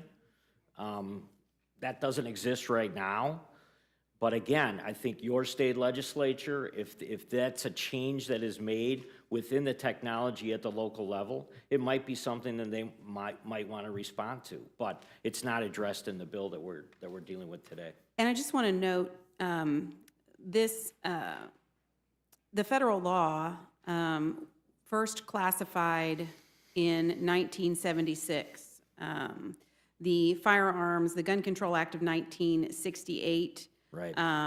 Is what this classification is currently under. In 1976, tasers were added under that classification as a firearm because they used gunpowder as a propellant. Since the 1990s, tasers have used canisters of compressed nitrogen gas rather than gunpowder, which I think, due to the increase in technology, that classification may be outdated. So, Congressman Fitzgerald, some of the colleagues on the other side of the aisle have suggested that the bill could lead to deregulation of certain firearms or create devices that could be easily converted into a firearm. I'd just like to give you a time to respond to that. Yeah, I mean, that's kind of was part of what's already been argued here this afternoon, but to be classified as less lethal device under this bill, the device may not accept firearm ammunition. That's you know, it's part of the nomenclature of a pistol or a firearm that a police officer may have. That obviously in a revolver, individual rounds can be added, or in a 9mm, a magazine is used. This technology doesn't have that. It's not part of it. So it's not something that really should be discussed as a comparison, in my estimation. And any weapons, parts kits that can be converted to firearms, that's addressed. This ghost gun issue, which has come up, that's been addressed. So I think at the end of the day, a lot of what we're doing, again, is deregulation, but so it'll put the police departments and the sheriff's departments in better position. But at the same time, we don't reach so far that we, you know, kind of smother what's going on at the states, which is all good stuff that's happening in the state legislatures. Thank you. As the technology continues to advance, I think it's essential that the law should keep pace, providing law enforcement agencies with the necessary tools and regulatory framework to effectively navigate very complex operational environments while upholding safety and increasing accountability. Thank you, Congressman. Totally agree. Thank you. Gentlelady yields back. Now recognize the gentlelady of New Mexico, Ms. Ledger Fernandez, for her time of questioning. Thank you so very much. Mr. Fitzgerald, just to clarify, under current law, can someone with a violent felony conviction legally buy a firearm? Yes or no? No. Can someone who is found by a court to be a danger to themselves or others due to mental incapacity legally buy a firearm? No, if they're violent felons or domestic abusers, no, they're not going to be able to buy it. Okay, but if this bill were to become law, so domestic No. violence right now cannot buy anything, especially like if you're stalking You cannot buy a firearm, correct? You, No, right? Have you been Right. convicted of stalking an individual? No. right. But if this bill were to become a law, the effect would be that violent felons, domestic abusers, stalkers, and those deemed mentally unfit and other dangerous people would be able to purchase these weapons, the tasers. Is that correct? No, they're Well, actually, no, they're all addressed by state statute. They all are, Under in all federal 50 law. states, all 50 states. all 50 states, I am looking at the Department of Self-Defense, which is TASER, which lists the state regulations, and the green stands for no restrictions. And I think that that's a problem with this. And in fact, at the Ways and Means hearing, a Republican counsel testified that they would be able to buy this. And I think that this is part of a problem, is that this is such a broad exemption to federal firearms safety laws that we are very concerned. And not only are we very concerned, I have a letter in opposition to the bill from the National Domestic Violence Hotline and other organizations that help victims of domestic violence, stating that the bill, and I quote, will not only allow domestic abusers to acquire projectile weapons without a background check, it will make it perfectly legal for a domestic abuser and other people convicted of violent and abhorrent crimes, such as felony child molestation, to possess these weapons. Can I respond? Well, would like to enter into the record, Chairman, the letter dated November 18th, 2024, to both the Chair, Jim Jordan, and the Honorable Jamie Raskin. And I just quoted what the letter says, and these are people that I need to emphasize spend their lives committed to trying to protect women from ongoing abuse. And these tasers would facilitate additional abuse. They're not harmless. They might be less than lethal in most circumstances, but Representative Raskin, are they harmless? Well, no, of course not. And I mean, that's why they've been regulated as a propulsive explosive device under the National Firearms Act for decades. But I mean, I'm delighted to hear Mr. Fitzgerald say that he thinks the states should, I think he's saying should go ahead and legislate to prevent domestic abusers and convicted felons from accessing them. But if that's your position, why change the law in the first place? The police departments already have access to the tasers. The full import of this bill is to give other people the opportunity to buy them, including convicted felons, undocumented people, fugitives from the law, domestic violence abusers, and so on. I mean, that's what we're focused on right now. So it is not the case that 50 states have laws that duplicate what federal law says. That's the whole point about federalism. For decades, the states have relied upon what Congress has done in the Firearms Act and the Gun Control Act. And now we're going to pull the rug out from beneath them. And so we'll go back to the states, but I'm sure we'll hear from people, if not you, Mr. Fitzgerald, people on your side of the aisle saying, oh, well, there's really no problem with allowing everybody, including convicted felons, to access tasers at the state level. Right, and that's what this chart shows. If everybody can see, I'm not supposed to hold things up here, but basically there's only 8 states that provide regulations. And we were hearing earlier that, well, the law of common sense would apply. I mean, I would ask Representative Raskin, will the law of common sense protect a woman who's already been abused by her partner? But evidently not. I think it was our colleague from Georgia who talked about the law of common sense with respect to who's getting on an airplane. I agree it should be common sense that people with tasers shouldn't be able to get on an airplane, and that's why that's embodied in federal law today with firearms. But if you look at what the TSA says, it doesn't mention tasers. It says you can't enter with a stun gun or a shocking device. I imagine if this legal change were to go through, they would explicitly go ahead and say people cannot enter with tasers. But no, the confusion is going to be if we actually strip the law of what's been in there for decades, because now every state is going to have a different rule on it or different language on it, and then different federal departments are going to have to regulate on it that have now been just depending on federal law. Right, and we keep hearing today, all day, law enforcement, law enforcement. Mr. Fitzgerald, does any part of your bill exempt just law enforcement officers, or does it apply to everybody?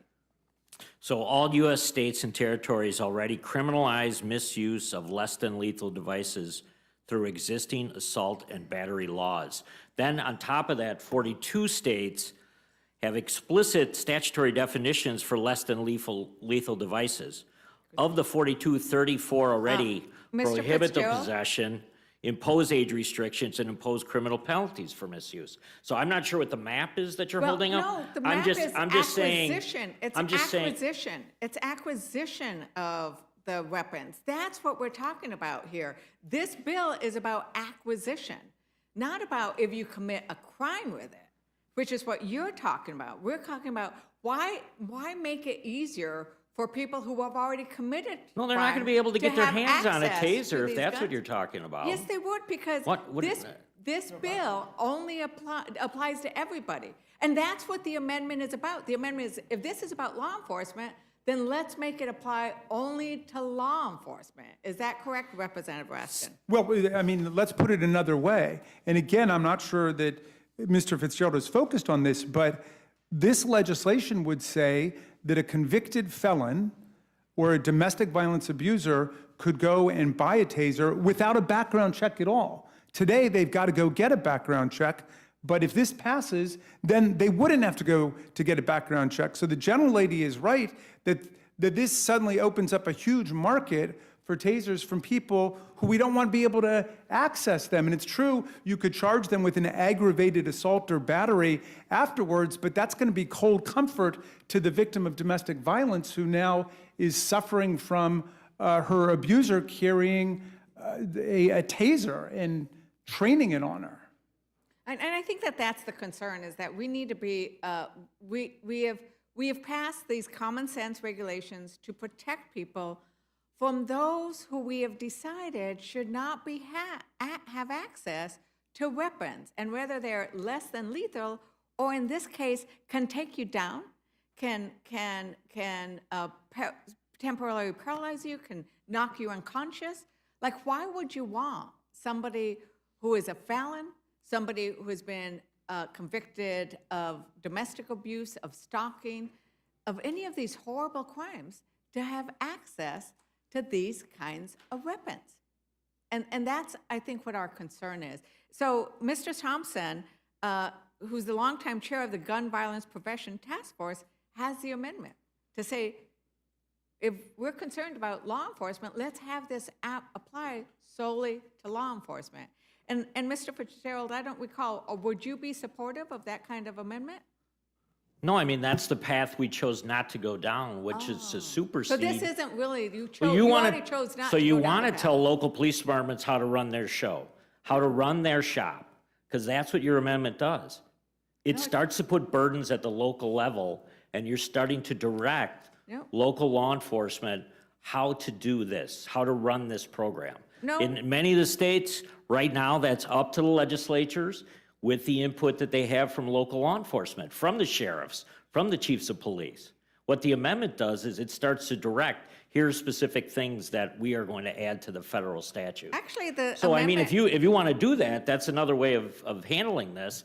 It's not something that I support, though. Well, I'm glad to hear that you have clarified your position, that you do not want to make this applicable to solve the problem that you guys all keep talking about, a problem with law enforcement, but it's not a problem with law enforcement, because the amendment just says the bill would exempt less than lethal projectile devices from being treated as a firearm only when they are used by a person while acting in their official capacity as a state, local, territorial, or tribal law enforcement officer. So the amendment doesn't put a lot of restrictions. It just says, if you're a local law enforcement, tribal, state, you're fine. You don't need to have these regulations, but everybody else Also doesn't would. fix the liability question, which is another part of the entire bill, is that right now, council in many of these municipalities or at the county level, they're actually concerned about the liability associated with it, which is why some of these police departments are not deploying the less than lethal tasers right now. Yeah. So I'm going to, Representative Raskin, I mean, clearly, there is a solution to this bill to make it apply solely to benefit law enforcement officers. Republicans are not willing to do that. Is there anything else you'd like to add to this debate today? Well, that point is correct. This is a wolf in sheep's clothing, and the sheep's clothing is we're just trying to help law enforcement. Law enforcement gets tasers right now, and to the extent we need to further clarify it, that's exactly what the amendment does. The wolf is the domestic violence abusers, the convicted felons who are not going to be able to purchase firearms, but they are going to be able to purchase tasers, and that will be their next stop. And there will be no background check to stop them. The liability issue is a complete red herring. They have not identified a single case in the country where anybody has been punished more seriously because a taser is covered by the National Firearm Act. So they say they're worried about liability, but they haven't demonstrated one case, civil or criminal, where there's been liability that's based on the fact of the classification of a taser under the National Firearms Act. It just doesn't exist. There are no cases like that. Thank you very much, Representative Raskin. And I yield back. Thank you, Ms. Leisure Fernandez. Mr. Griffith, you're recognized. Thank you very much, Madam Chair. I'm feeling a little bit like a Democrat right now because I'm going to talk about something that's not actually covered by the bill, which happens all the time in here. And I want Mr. Raskin to think about this because it's a problem, and it was raised by Ms. Leisure Fernandez. The question was, if you're a felon, can you buy a gun? The answer they got was no, that's not correct. You can't. I'll come back to that in a minute. Bear with me. Then the question was, if you're found to be a danger to yourself or others, can you buy a gun? And the answer that was responded was no. Well, but that's not correct. So let me straighten this out and then give you what bothers me about all this. If you are convicted of a felony, and I can't speak for all states, but I was licensed in the Commonwealth of Virginia. I'm on senior status basically now. But if you were a felon of any type, there was a restoration process, and you could go to a judge. Not only could you get your right to back to vote, but you could get your right to carry a firearm back. I did it several times for clients. If you are found to be a danger to yourself or others, but you are determined to have some kind of a mental disorder and you get treatment and you're later found that you are now competent, you can buy a firearm, even though there previously was a declaration that you were a threat to yourself or to others at that moment in history. So we believe that you can be restored. I'm okay with that. And it has to go to a judge in both cases. I'm okay with that. Here's what bothers me, and what's not in this bill, is not affected by this bill. And I'm looking to the Democrat leader on the Judiciary Committee to help me solve this problem. Not today, I'm not asking for an answer today or a fix today. If you are convicted of a misdemeanor domestic assault against your brother or against your wife, no matter how serious or not serious, because if it's serious, it's going to be malicious wounding. Again, I'm using Commonwealth of Virginia, but there's a higher offense if it's serious. There is no mechanism to have your rights restored to carry a firearm. Your voting rights aren't affected, but your firearm rights are. It has always bothered me. I want to fix. I want to try to find a fix because as a former domestic relations attorney, when you have people going through a divorce or a breakup, sometimes they do things they ought not do, and they should be punished. And there should be a limitation on their ability to get a hold of a firearm or other weapon. There should be a limitation for a time period. But for some reason, if you are involved in a domestic situation that eventually, you get over, the breakup happens or whatever, There's no way to ever get your gun rights back. And I faced this with a client of mine who was convicted of pushing his wife in 1972. He felt so bad about it, he didn't get a lawyer. That was a mistake. And so instead of having the case taken under advisement, trying to get your attention here. I know I'm you got. listening. I'm trying to catch up with you. I know you got lots of. I know you got lots of stuff. I'm not offended. I'm just trying to make sure because this is important to me. In 1972, he commits a simple assault. He was so disgusted with himself. Instead of getting a lawyer, he went straight into court. He pled guilty. He went to anger management classes on his own. He did everything that we wanted to do. And when he died, he'd never once again assaulted his wife, and they were still married. In the meantime, in the early 2000s, I couldn't come up with a solution, nothing that would work under the federal law. I did get the governor of the Commonwealth of Virginia, who was a Democrat, currently serves in the Senate, to do me a favor. He did the right thing.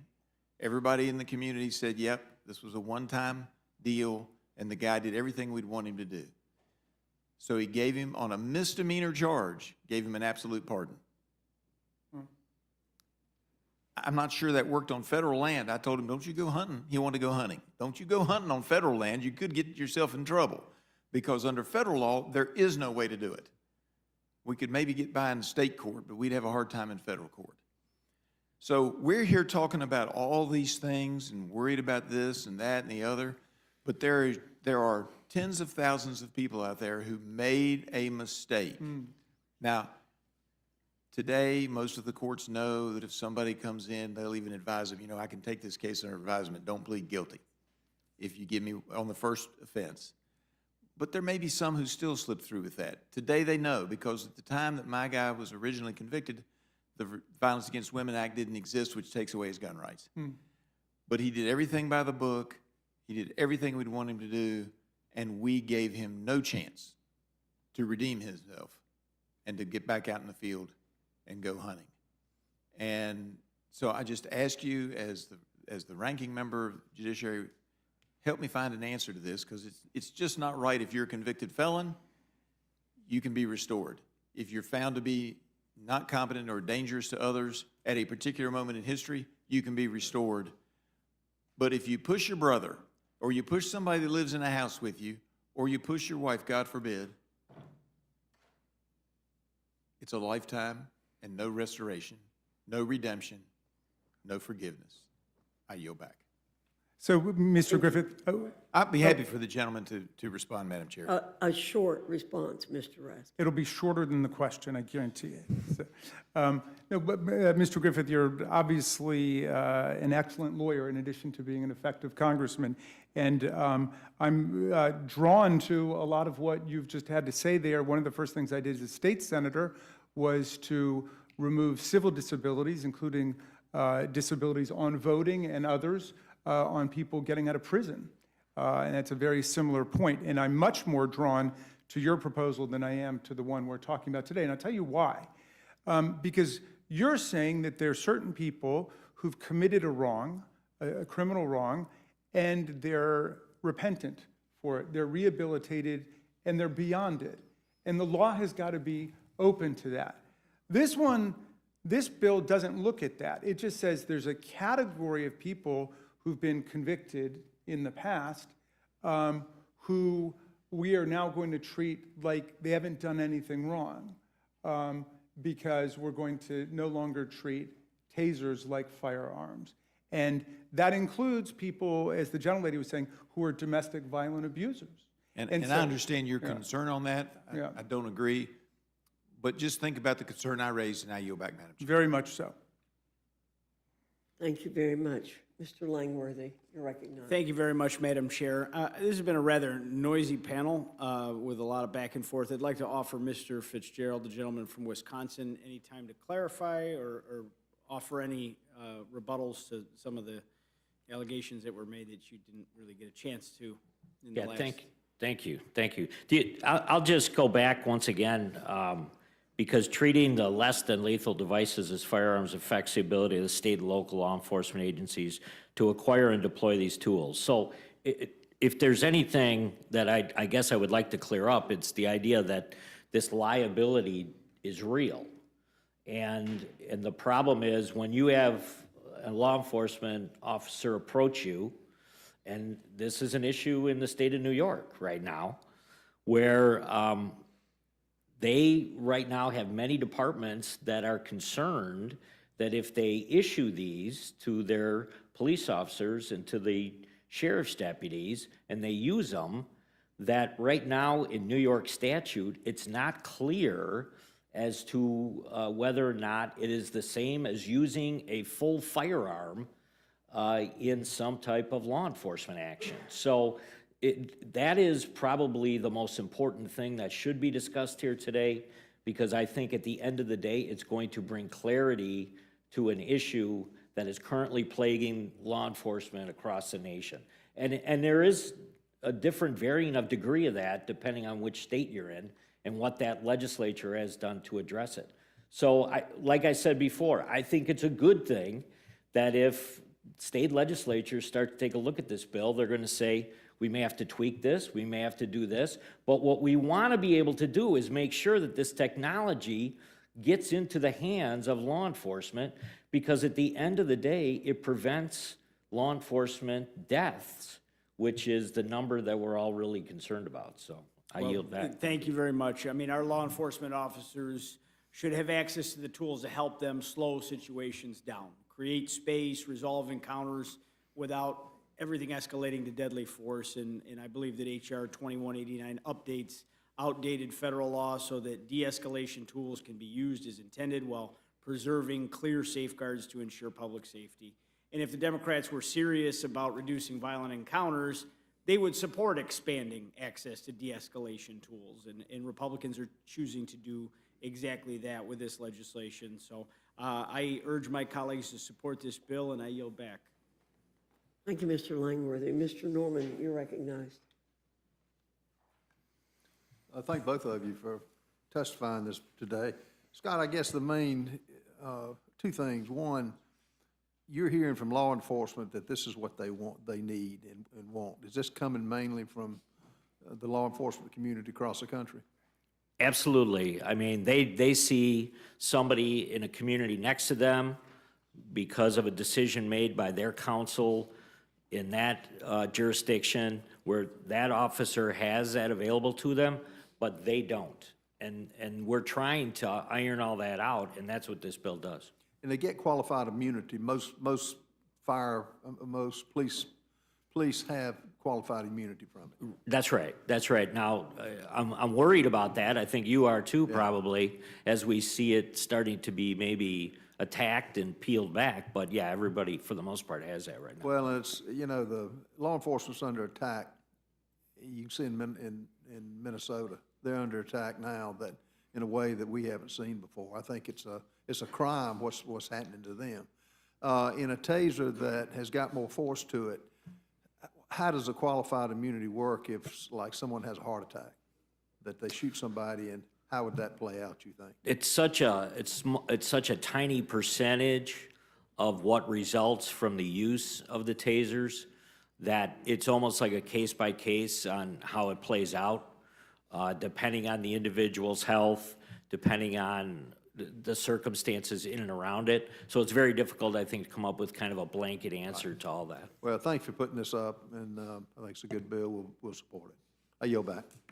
Thank you. Mr. McGovern, you're, okay.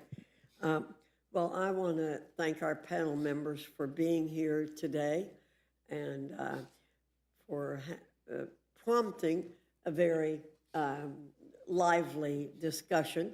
Mr. Raskin always brings lively discussion to us, and we appreciate it very much. And seeing no further questions, Ms. Houchin, you already recognized, right? Then you are dismissed. Free to go.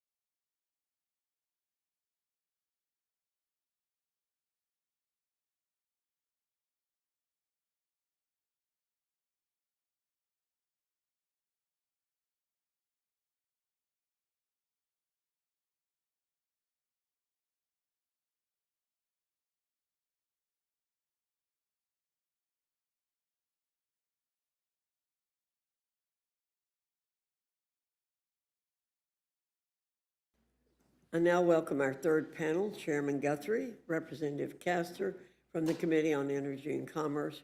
Your full statement will be submitted for the record. We ask you summarize your statement in 5 minutes, Chairman Guthrie, or you'll be wheel-locked. I welcome your testimony. That's a private joke between Chairman Guthrie and me. Thank you, Chairman Guthrie, you're recognized. Thank you. Well, Chairman Fox has a business in North Carolina. If you park in her parking lot, it says, violators, property of grandfather mountain parking only, customers only, violators will be wheel locked. So I can see you out there doing it, is what I'm saying. So I wouldn't want to park there. So thank you for having us here today, Chairwoman. Thank you, Ranking Member McGovern. I'm pleased to speak in support of H.R. 3617, the Securing America's Critical Mineral Supply Act, sponsored by my colleague and member of the Energy and Commerce Committee, Representative James of Michigan. This legislation will leverage the expertise of the Department of Energy to secure critical supply chains for energy resources that are essential to the modern economy and our national security.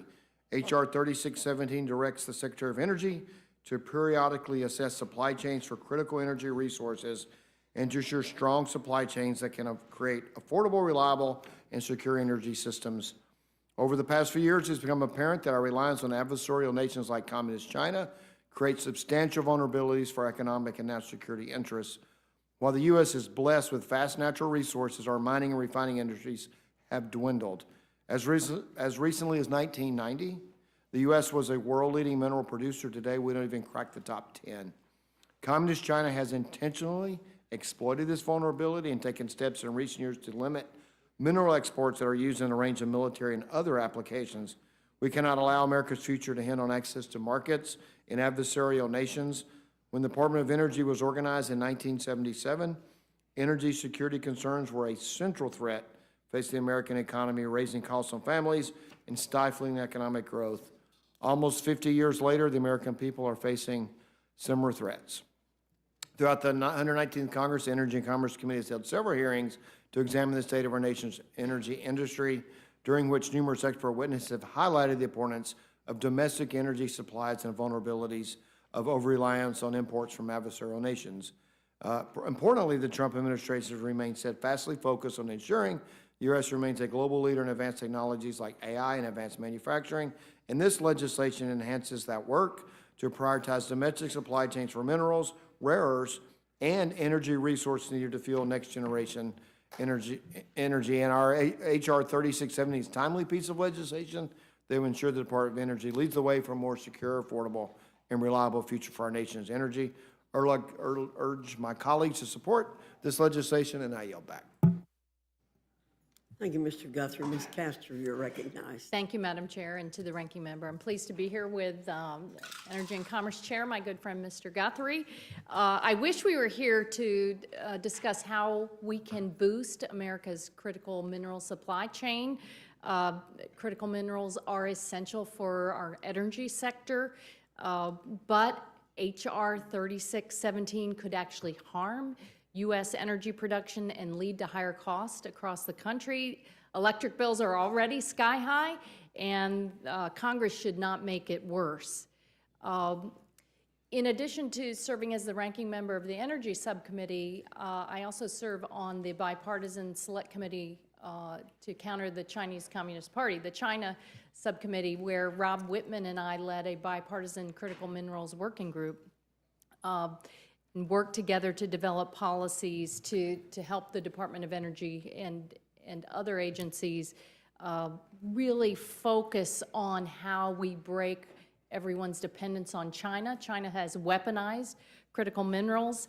That's why Democrats were very forward-leaning through policies in the Bipartisan Infrastructure Law and in the Inflation Reduction Act to give the Department of Energy along with private sector partners, a lot of new ways and loans and grants to help develop these critical mineral supply chains, break the dependence on China, because in the energy sector, we are reliant on a broad portfolio of critical minerals.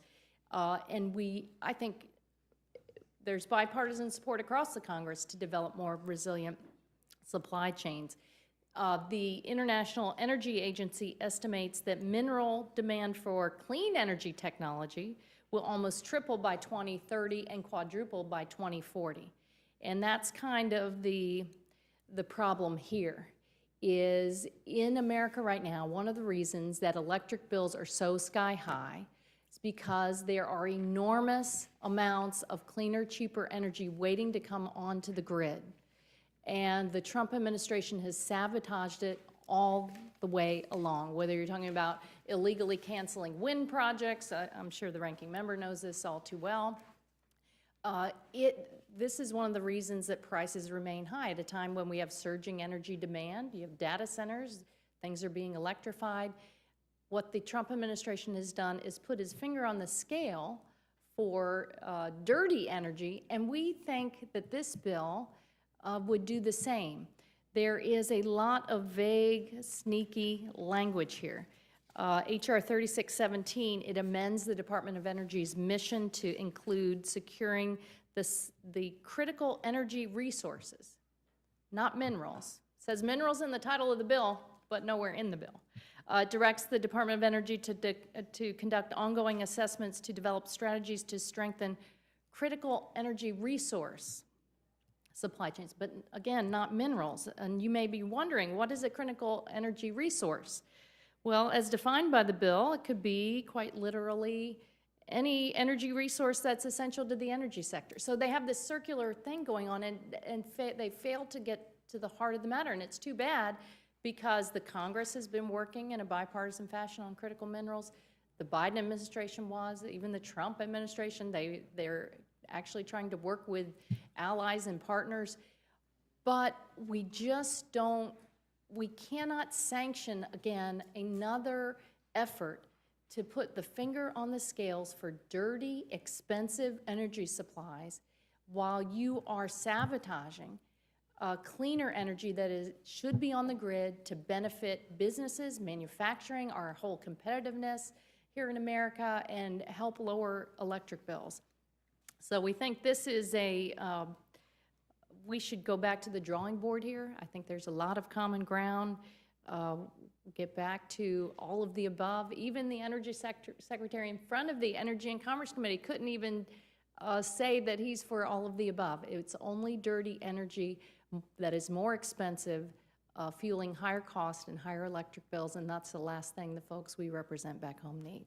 So for all of those reasons, I hope the committee will say respectfully, Energy and Commerce Committee, go back to the drawing board, or it could be substantially amended by the Rules Committee to actually make way for countering China and lowering electric bills. Thank you, Madam Chair. I yield back. Thank you very much. I'm going to recognize myself to ask a couple of questions. Chairman Guthrie, when the Department of Energy was organized, was the goal, or even a goal, to reduce our reliance on China for critical components of the energy sector? Is that anywhere in the mission statement? Thanks. In the 70s, you know, what we were finding was the oil issue. That's why the Department of Energy came out of the oil issue. And on that, I'm from all the above. I am, and I think what Secretary Wright said was best of the above, and we need to make sure that it all fits in the right place. But this is a Department of Energy graph from our storm on January the 26th, and what the stated capacity of wind and solar was less than 89% of its, less than 80, so 20% of its stated capacity minus 80, and wind was 23% of its stated capacity. And if we look at New England, which oil is a lot of New England, I have a chart here, that they got more from burning wood than they did from wind and solar in New England on January the 26th this year. And so they all have their role, but we can't just not focus on these other groups. Nuclear didn't go up or down because it's always on. So nuclear was like plus 1%, I believe. And we need to work together because we need to have all resources. But this just proved when you say we got capacity in wind and solar, and then when the conditions aren't ideal, I mean, there was wind blowing, but it was gusts of wind, which isn't ideal. You need a steady, constant wind or steady, constant sunshine to meet the goals that they have. And that's the issue that we want to address. It's part of it. All the resources, it takes minerals to do the solar panels. It takes minerals, critical minerals to do wind turbines, and so I think that it's look at all of it. Well, you just anticipated my next question. Okay. Aren't these critical minerals needed for these alternative forms of energy? They are. It's everything we do. It's like automobile production. And, in China last spring withheld sending critical minerals as reaction to some of the things that they didn't like. And fortunate for us, it woke us up, or should wake us up, that they didn't do it at a time when national security issues could be out there. And so we absolutely have to have a plan, and this is a result of that, a plan to make sure that we have all the resources that allow us to have the energy that we need to make sure we have a successful country. But I'll say this for our friends on the left, they certainly have a way of capturing language and calling wind and solar clean and everything else dirty. I have to say I'm somewhat offended by that, because when you're staying warm, you're very happy to have whatever energy you can get. Let me say one more question quickly. Would the strategy this bill require from the Department of Energy ensure that the department takes a holistic view of critical energy resources instead of focusing on just one goal? And you said all of the above. That's the way I've always believed. That's the We way should this have is- all of the above, including solar, wind, water, which we never hear about anymore. Right. Nuclear, everything. So isn't it going to take a holistic view? Well, that's why, and I think it was referred to as vague, but that's why it was drafted as all of it, right? It's not just antimony. It's, do we have the right resources of, if you saw the chart, wind, coal, and oil really produced in New England. I've lived in New England for a couple of years, and the jobbers going down the street filling the tanks up in the basement, as my good friend from the ranking member is familiar with. And if you just completely change all that infrastructure, it'd be extremely expensive to do. It makes it unaffordable when you don't do it correctly for people living in those communities. But there are areas where this all works. I'm on every electron we can produce, but if you're going to produce to a capacity with wind and solar because you make a preference for that, that doesn't performs 89% and 77% less than it says it can do, less than ideal conditions is usually when you need the most. Thank you. Mr. McGovern. Yeah, just briefly, why is this bill called a Critical Minerals Supply Act? Because when you read the bill and you read the actual text, the term critical mineral is not mentioned or even referenced anywhere. Instead, you use this term called a critical energy research, which I think, as you've just admitted, could include oil and gas or coal. And so I guess if you really want to focus on critical minerals, like the title of the bill states, which I guess you don't, I was going to wonder whether you would favor an amendment to limit it to critical minerals. Under the Energy Act of 2020, which is current law, the definition of a critical mineral includes minerals that are essential to our economy and have a vulnerable supply chain, like cobalt and lithium, which are used to build batteries in electric vehicles. But the definition explicitly excludes fuel materials like oil, gas, and coal. So I'm just trying to understand, why is this a way to kind of cover up that there'll be more handouts for oil, gas, and coal industries? I mean, why was that? We want to make this, so what our goal is to make this a holistic view of our critical minerals, our critical, our energy resources, and make sure that we're energy independent. But and we I'm just continue. pointing out that the definition of critical minerals is one thing. Right. It doesn't include oil, gas, and coal. And I guess my question is, why is the bill named this way? And why is the term critical minerals not mentioned anywhere in the bill? I mean, it seems like there's a little bit of deception here. Well, what we're trying to do is make sure that we have the Department of Energy making critical reviews of all energy resources to make sure that they have strategies for energy independence. Part of that is, do we have the right antimony? Do we have things that we can make magnets? Do we have the coal and oil and gas, and do we have what it takes to build turbines? Do we have what it takes to build? I mean, our goal is to have a holistic, all-the-above approach. Ms. Kester, you want to? I think you've hit upon it and why we have to oppose it after all of the good bipartisan work on critical minerals. This appears to be another giveaway to dirty energy companies and giving the Department of Energy more leeway to boost the fossil fuel companies who have had a front row seat driving policy. When you look at the track record over the past year at the Department of Energy, it's filled with illegal cancellations of energy projects at a time we desperately need more energy on the grid.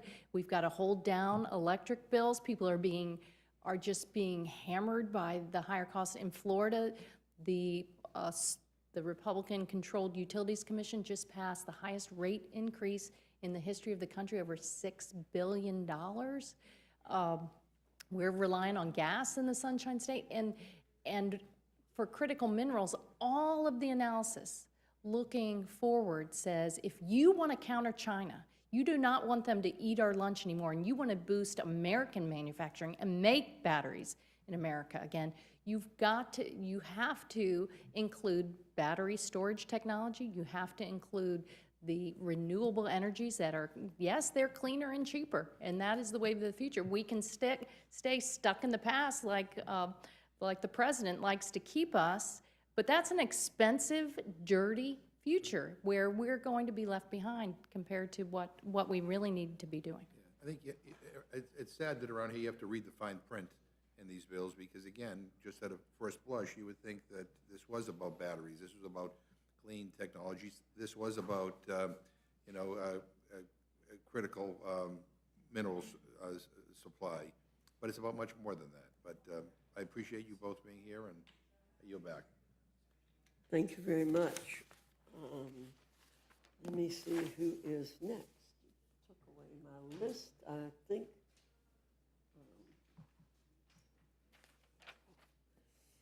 Ms. Fishbach is not here. Mr. Scott, Mr. Griffith. Chairman Guthrie, I heard all these arguments before. Is there anything that you would like the committee to know that you haven't had a chance yet to say? Well, just to reemphasize one thing, this is about all the above and a holistic approach, and we do need the antimony, we need the battery, we need the technology. What has affected us last spring is when China quit shipping what is defined in the bill as critical mineral, not in the bill, it's defined as the ranking member said, critical minerals. But also we're looking at critical energy resources, and this is over the next 2 years, and maybe there's a future where this doesn't have to happen, but I'm telling you, this is a graph I can submit for the record from the Department of Energy that shows the increase in production on January the 26th. You see coal, 24%, natural gas, the energy produced from these sources, 43% nuclear, 15%. You throw in New England, you have oil at 35% because some reason New England developed different than the rest of the country in the way that they produce. And these are critical, and to ignore that would leave us, if we didn't have these resources, you think of what January 26th would have been. Not only would it have been extremely expensive, people would have been extremely vulnerable. And what was the date on that again? January 26th, the height of the storm. And Storm firm. Has that already been submitted for the record? I can submit these for the record. I've got one from the Without Department of objection. Energy, all impacted regions. I'll just, and show. I would so move, Madam Chair, Thank you, Mr. Griffith. and I yield back. Thank you. Ms. Scanlon, you're recognized. Thank you. Ms. Kester, I really am struggling with this Critical Minerals Supply Act that doesn't really address critical minerals. And the fact that it does reference critical energy deficiencies at the same time that we've seen this administration cut previously congressionally authorized funding to a range of non-fossil fuel energy sources. Can you help us understand what is being accomplished here and what we really need to work on? I think it goes all the way back to the campaign and the election, where you saw fossil fuel titans go to Mar-a-Lago, and the president said, if you help fund my campaign with over $1 billion, I will deliver for you. And time after time, that's been made plain. It's been made plain to our neighbors back home who are suffering exorbitant higher costs on their electric bills. They open those electric bills and they're like, please, mercy. Grocery bills, housing is already expensive enough. Can we please have Washington actually tune in to the high cost of living? Instead, what does the Congress do? Their big ugly bill ripped away cost-saving rebates and investments to help people afford energy. Yes, and the pathway is through cleaner, cheaper energy. And a lot of the legacy fossil fuel companies, they understand this. So they want to try to keep their competitive edge. So that's why you've seen the Trump administration cancel enormous cancellations of clean energy projects that were permitted, approved, ready to come online, and they pull the rug out from under them. And if you're worried about people having the energy they need during a storm, why would you sanction the administration ripping away all of those new energy resources? Also taking a hatchet to massive transmission investments. And if you want to keep pressure on lower electric bills, we've got to modernize the grid. It's got to be more resilient. So that's why you look at a bill like this, and again, it's a sheep in wolf's clothing. That's been the course of action over the past year. It is really disappointing because we had been making some headway with respect to transforming our energy system, and I guess I thought that our Republican colleagues were serious when they said, well, we need to do all of the above to get there. Clearly, all of the above goes to the wayside when fossil fuel industry is willing to pay to play. So thank you for your testimony. I yield back. Thank you, Ms. Scanlon. Ms. Houchen, you're recognized. Thank you, Madam Chair. I want to thank the witnesses. Thanks to the chairman for being here and Ms. Castor. Our nation's security, economy, and technological future all depend on access to critical minerals. Increasing domestic energy production, securing supply chains, and reducing reliance on foreign adversaries is not just smart policy, it's common sense. It's good for the economy and it's good for American families. Energy independence affects virtually every major sector of our economy. This bill is a logical next step to follow President Trump's America First, energy independent agenda for a safer and more prosperous America. Chairman Guthrie, we've heard our colleagues on the other side of the aisle call this legislation a sheep in wolf's clothing. I hate to say, I think she probably meant the other way around. I did mean the other way around. Thank you, Ms. Houchen. Yes, but right. Could you just take some time to respond to the criticism of the bill and also talk about why this bill is necessary to give the Department of Energy the tools necessary to allow domestic energy production to increase to ensure that our supply chains are secure? What this bill does is it directs the Department of Energy to look at all critical energy resources, is what it says. All critical energy resource, which is also, if you want to define the critical minerals, such as we receive from China. And it's important that we're involved. I've had people ask me, why should the government get involved in these types of things? Is that if we don't, every time we try to produce them here, so mining of critical minerals, we don't process critical minerals either. That's another thing we have to look at. And every time we look to mine them and people start producing them, then China dumps the marketplace and the price lowers. We can't produce them, and then they do it on purpose. And this has to be addressed. And you look at, but we want to, so it has to be addressed.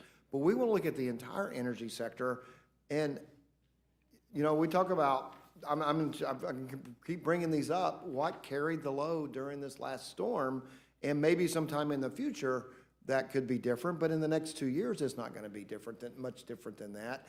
And so we want to make sure that people have access to electricity. We have access to energy, they have access to heat when they need it, or summertimes they have access to air conditioning. But we also need batteries, we need storage, we need solar panels, we need I said it, I believe it, so I know that all of the above, but I also don't disagree with the best of the above. solar works somewhere better than it works others. And we do need to modernize our grid. We need to work on transmission. I don't disagree with anything my friend, and she is my friend, has just said, but I think that if we don't focus on all of the resources, you won't have, this is New England alone, this is the impacted areas. Just think of what would happen if we didn't have these sources. Thank you. From manufacturing to AI, the demand for critical minerals is skyrocketing, yet for too long, misguided policies have left the United States reliant on foreign adversaries for these resources, jeopardizing our energy security and economic potential. As recently as 1990, the United States was the world's #1 producer of minerals. By 2018, the United States has fallen to 12th overall in global non-fuel mineral production. This legislation secures critical energy resource supply chains by diversifying sources and increases domestic production, refining, and processing of resources. Doing so unleashes American energy, powering our factories, fueling innovation, and securing the future. Thank you for your leadership, Mr. Chairman. I yield back. Thank you. Ms. Ledger Fernandez, you're recognized. Thank you very much. And I need to just express my frustration that we always hear the Republicans talk about that they don't want to let China get ahead of us, and we got to do this because we got to fight China. But every time we bring a bill here and I try to do an amendment that says we should not have our critical minerals or our mining activity go to China, Republicans always shoot it down. So it's like they always sort of say one thing and do the opposite, right? Republicans are always saying one thing, but their bills do the opposite. And that's what you just described, right? They say we got to protect critical minerals, but then this is a fossil fuel giveaway. That's the wolf, right? I can't say wolves either because it's a W and R, so I'm going to stay away from that metaphor. But I think the other issue here is it's when we talk about access, you need to be able to afford it. And that's your point, isn't it, Representative Castro? You cannot afford energy right now. Americans are paying twice the rate of inflation. Does this bill do anything to help that? No, it's likely it would make it worse. On average across America right now, people are paying 13% higher electric bills than last year, but a lot higher in some places. And like I said, in Florida, because we're so reliant on gas, and gas, now that we're exporting more of it, and some goes to China, that could be a good amendment. That is inflationary. And this would be inflationary as well, not actually addressing the critical mineral issue, but instead kind of surreptitiously, sneakily saying critical energy resources. We just, because of the track record of the Trump administration sabotaging cheaper, cleaner energy, what the Republicans did in their big ugly bill, every bill, I think Energy and Commerce produces more legislation that comes to the floor, but they haven't brought one bill really to help people with their electric bills. It's all kind of smoke and mirrors, where we're here, we're going to say we're helping you, but no, they're doubling down with the more expensive, dirtier fuel sources, turning a blind eye to the sabotage of so much that was poised to come onto the grid to keep prices lower. So yeah, I think you summed it up well. Yeah, I think people are, and they see it. The American people see that Republicans keep siding with the biggest corporations and not with them, right? Because renewable energy projects, I have a lot of oil and gas in my district, but I also have a lot of renewable energy projects. Guess who they help out? The rural farmers and ranchers who can put up that windmill, who can put up that solar array. And I'm just going to leave it at this. They also say, oh, we need to help with the energy supply chain. But isn't it right that the Department of Energy has lost more than 3,500 employees because of Trump's attack, and including the employees who would help with the critical mineral supply? Is that right, Representative That's Castro? correct. It goes back to all the way back to the crazy DOGE effort, where a lot of America's top talent were forced out at a time when we have got to counter China. They're eating our lunch. Our manufacturing numbers are down in the U.S. A lot of that is because of the hatchet that the Trump administration has taken to a lot of the clean energy investments at a time when China is surging. They're going to be exporting all of the new technology across the globe, and the fact that the president has taken a lot of our allies and pushed them towards China. It's just a recipe for higher cost across the board that we can't afford. Yeah, thank you. And, you know, it's just so sad that our constituents have to suffer the cost of higher energy and utility bills because Republicans just are always standing with the biggest, richest corporations. And with that, I yield back. Thank you, Ms. Leisure Fernandez. Mr. Langworthy? In the interest of time and votes coming up, I just want to thank the witnesses for coming here, and I will yield back. I see no other persons wishing to ask questions of our witnesses.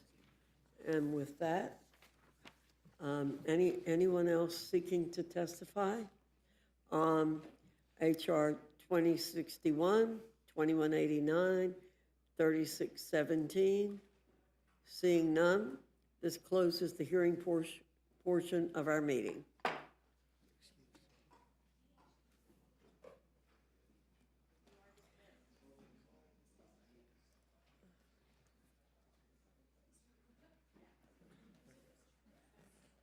The chair will be in the receipt of a motion. Madam Chair, I move the committee grant H.R. 2189, the Law Enforcement Innovate to De-Escalate Act, a closed rule. The rule waives all points of order against consideration of the bill. The rule provides that in lieu of the amendment in the nature of a substitute recommended by the Committee on the Judiciary, now printed in the bill, an amendment in the nature of a substitute consisting of the text of Rules Committee Print 119-18 shall be considered as adopted, and the bill as amended shall be considered as read. The rule waives all points of order against provisions in the bill as amended. The rule provides 1 hour of general debate equally divided among the and controlled by the chair and the ranking minority member of the Committee on the Judiciary or their respective designees, and the chair and the ranking minority member of the Committee on Ways and Means or their respective designees. The rule provides 1 motion to recommit. The rule further provides for consideration of H.R. 261, the Undersea Cable Protection Act, under a closed rule. The rule waives all points of order against consideration of the bill. The rule provides that the amendment in the nature of a substitute recommended by the Committee on Natural Resources, now printed in the bill, shall be considered as adopted, and the bill as amended shall be considered as read. The rule waives all points of order against provisions in the bill as amended. The rule provides 1 hour of general debate equally divided and controlled by the chair and the ranking minority member of the Committee on Natural Resources or their respective designees. The rule provides 1 motion to recommit. The rule further provides for consideration of H.R. 3617, the Securing America's Critical Mineral Supply Act, under a closed rule. The rule waives all points of order against consideration of the bill. The rule provides that the amendment in the nature of a substitute recommended by the Committee on Energy and Commerce, now printed in the bill, shall be considered as adopted, and the bill as amended shall be considered as read. The rule waives all points of order against the provisions in the bill as amended.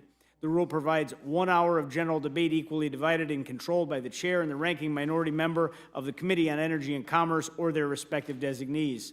The rule provides 1 motion to recommit. And finally, the rule provides that each day during the period from February 10th, 2026 through July 31, 2026 shall not constitute a calendar day for the purposes of Section 202 of the National Emergencies Act, 50 U.S.C. 1622, with respect to a joint resolution terminating a national emergency declared by the President on February 1st, 2025, April 2nd, 2025, July 30th, 2025, or August 6th, 2025.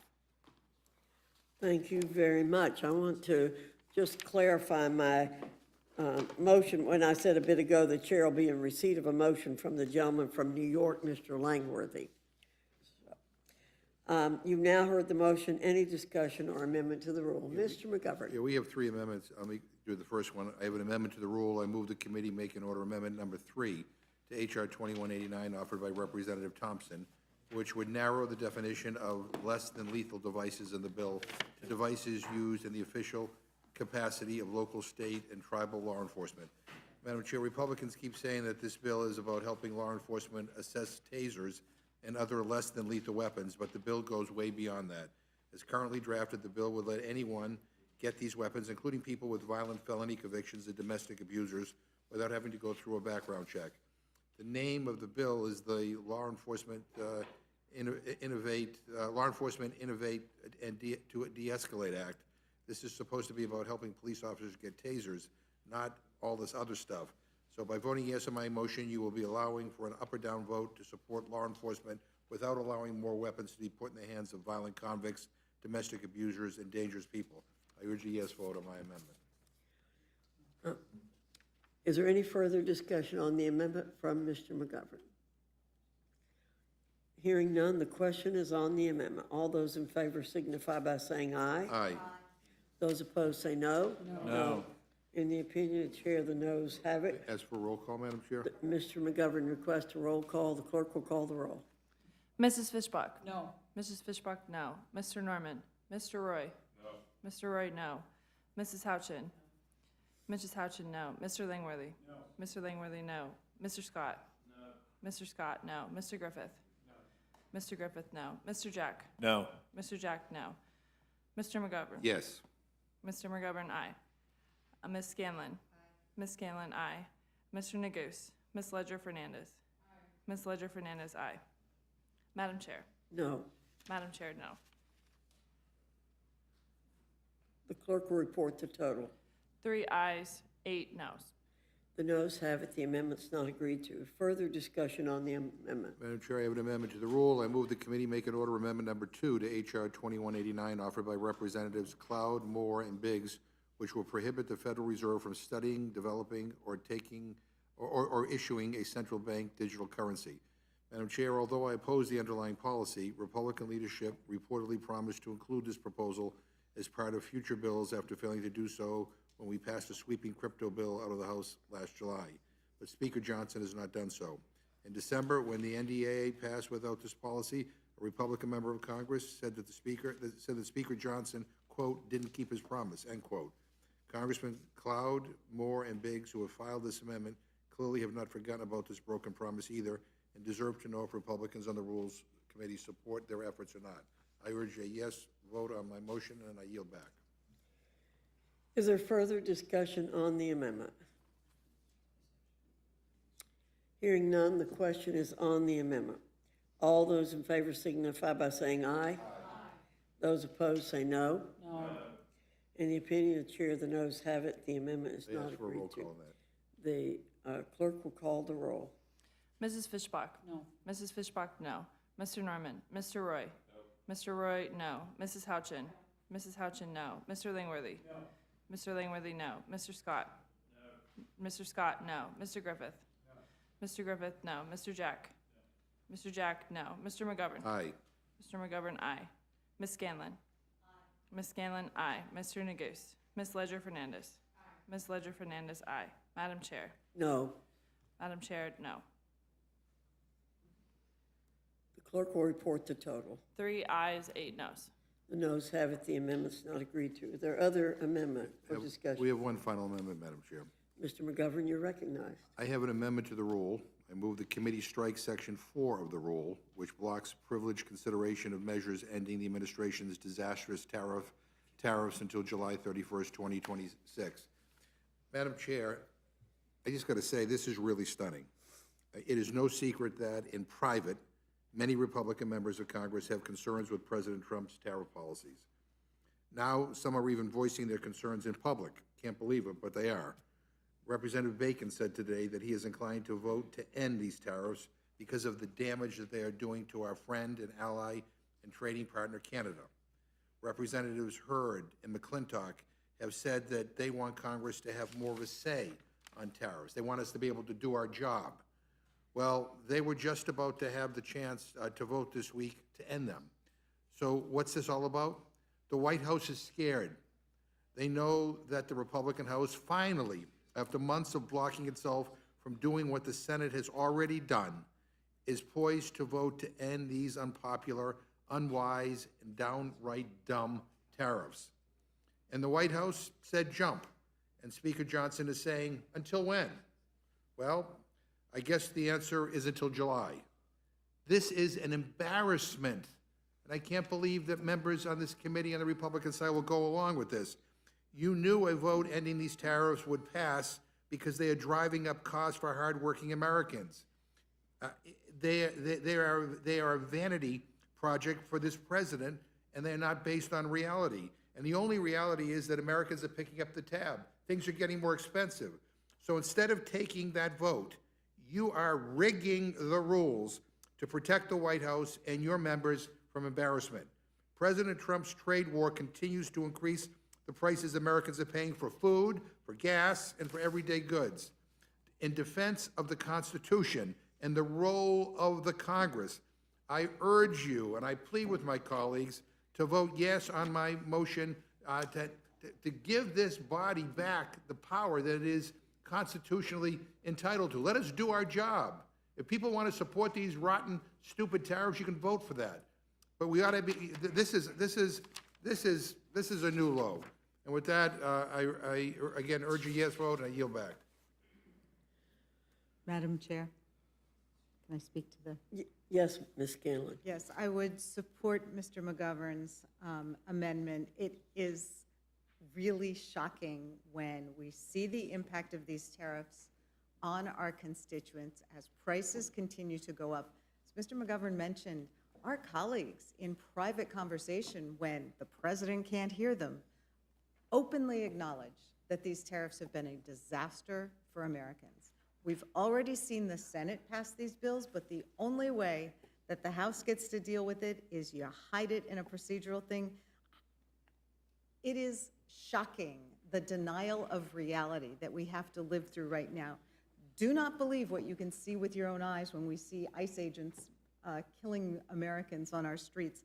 Do not believe the calendar, because we're just going to throw the calendar out with this motion. I obviously can't support the underlying rule. I think it shows an incredible amount of cowardice that our colleagues will not stand up and actually just take a vote on the damn tariffs. I yield back. Ms. Ledger-Fernandez. Madam Chair, thank you very much. And, you know, this kind of reminds me of the Epstein files. This is the 5th time that these 9 Republicans are going to vote in favor of the tariffs, because that's what this is. 5th time they're going to prevent the House from taking up the legislation to vote it up or down on the floor. The same way they kept blocking release of the Epstein files. They are now blocking relief to America's families and to America's small businesses. We often talk about the thousands and thousands of dollars that our families have to pay because of these tariffs. But what they're doing to our small businesses, 76% of small businesses responding to a poll about how is it impacting them, 50 employees and less said, we don't know if we'll be able to continue this. Right? They talked about having to lay off workers, 120,000 workers laid off from small businesses in November 2025 alone related to the tariffs. This administration, the Republicans who enable it on this floor and in this room, are causing the biggest job losses that we have seen in years and sometimes in decades. And they keep doing it over and over again with this trick of saying a day is not a day. You know what? A day is a day. It passes. It's 24 hours, and every day that passes where you do not let the floor debate and vote on these tariffs is another day that our working families pay more and that our small businesses pay more. And these are their voices, not ours.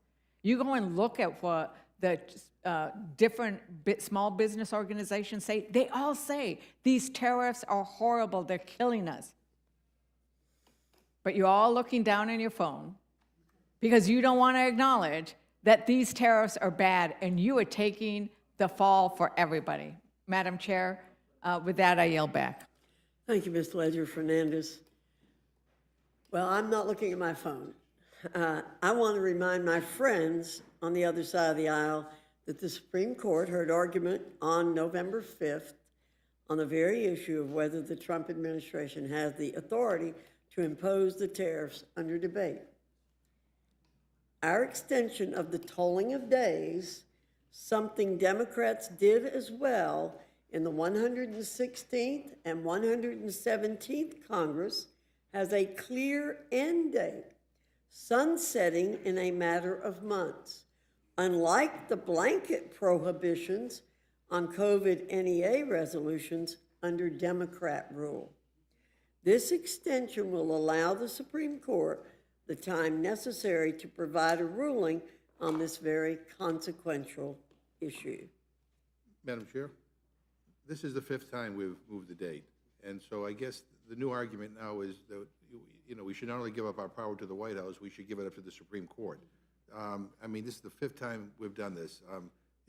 We, at some point, my Republican friends, have to live up to the responsibility of what your job requires. And that's not what we're doing here today. So, again, I urge a yes vote on my amendment. And Madam Chair, I would point out that that Supreme Court opinion was bought by small businesses. Okay. Well, I just have pointed out how people can have differences of opinions whether they're in the majority or the minority. Any further discussion from our side?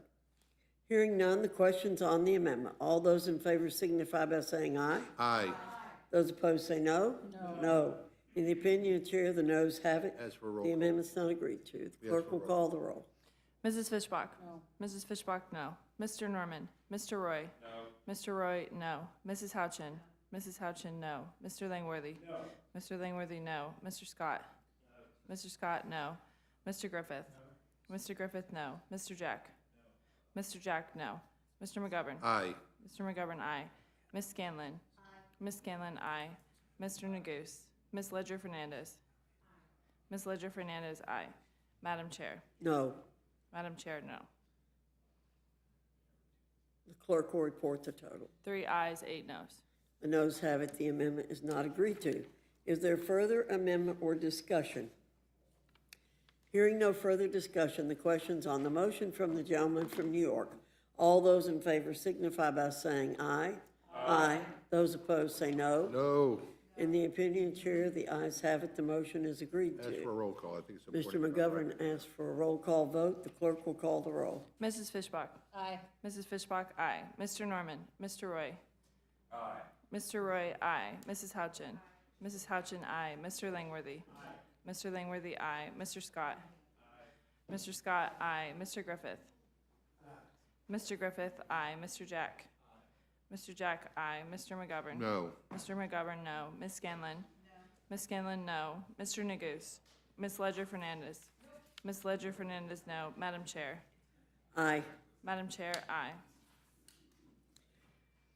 The clerk will report the total. 8 ayes, 3 noes.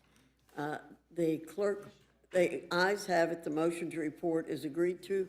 Accordingly, the gentleman from New York, Mr. Langworthy, will be managing the rule for the Mr. Neguse for the Democrats. Mr. Neguse will handle it for the minority. Without objection, the committee is adjourned.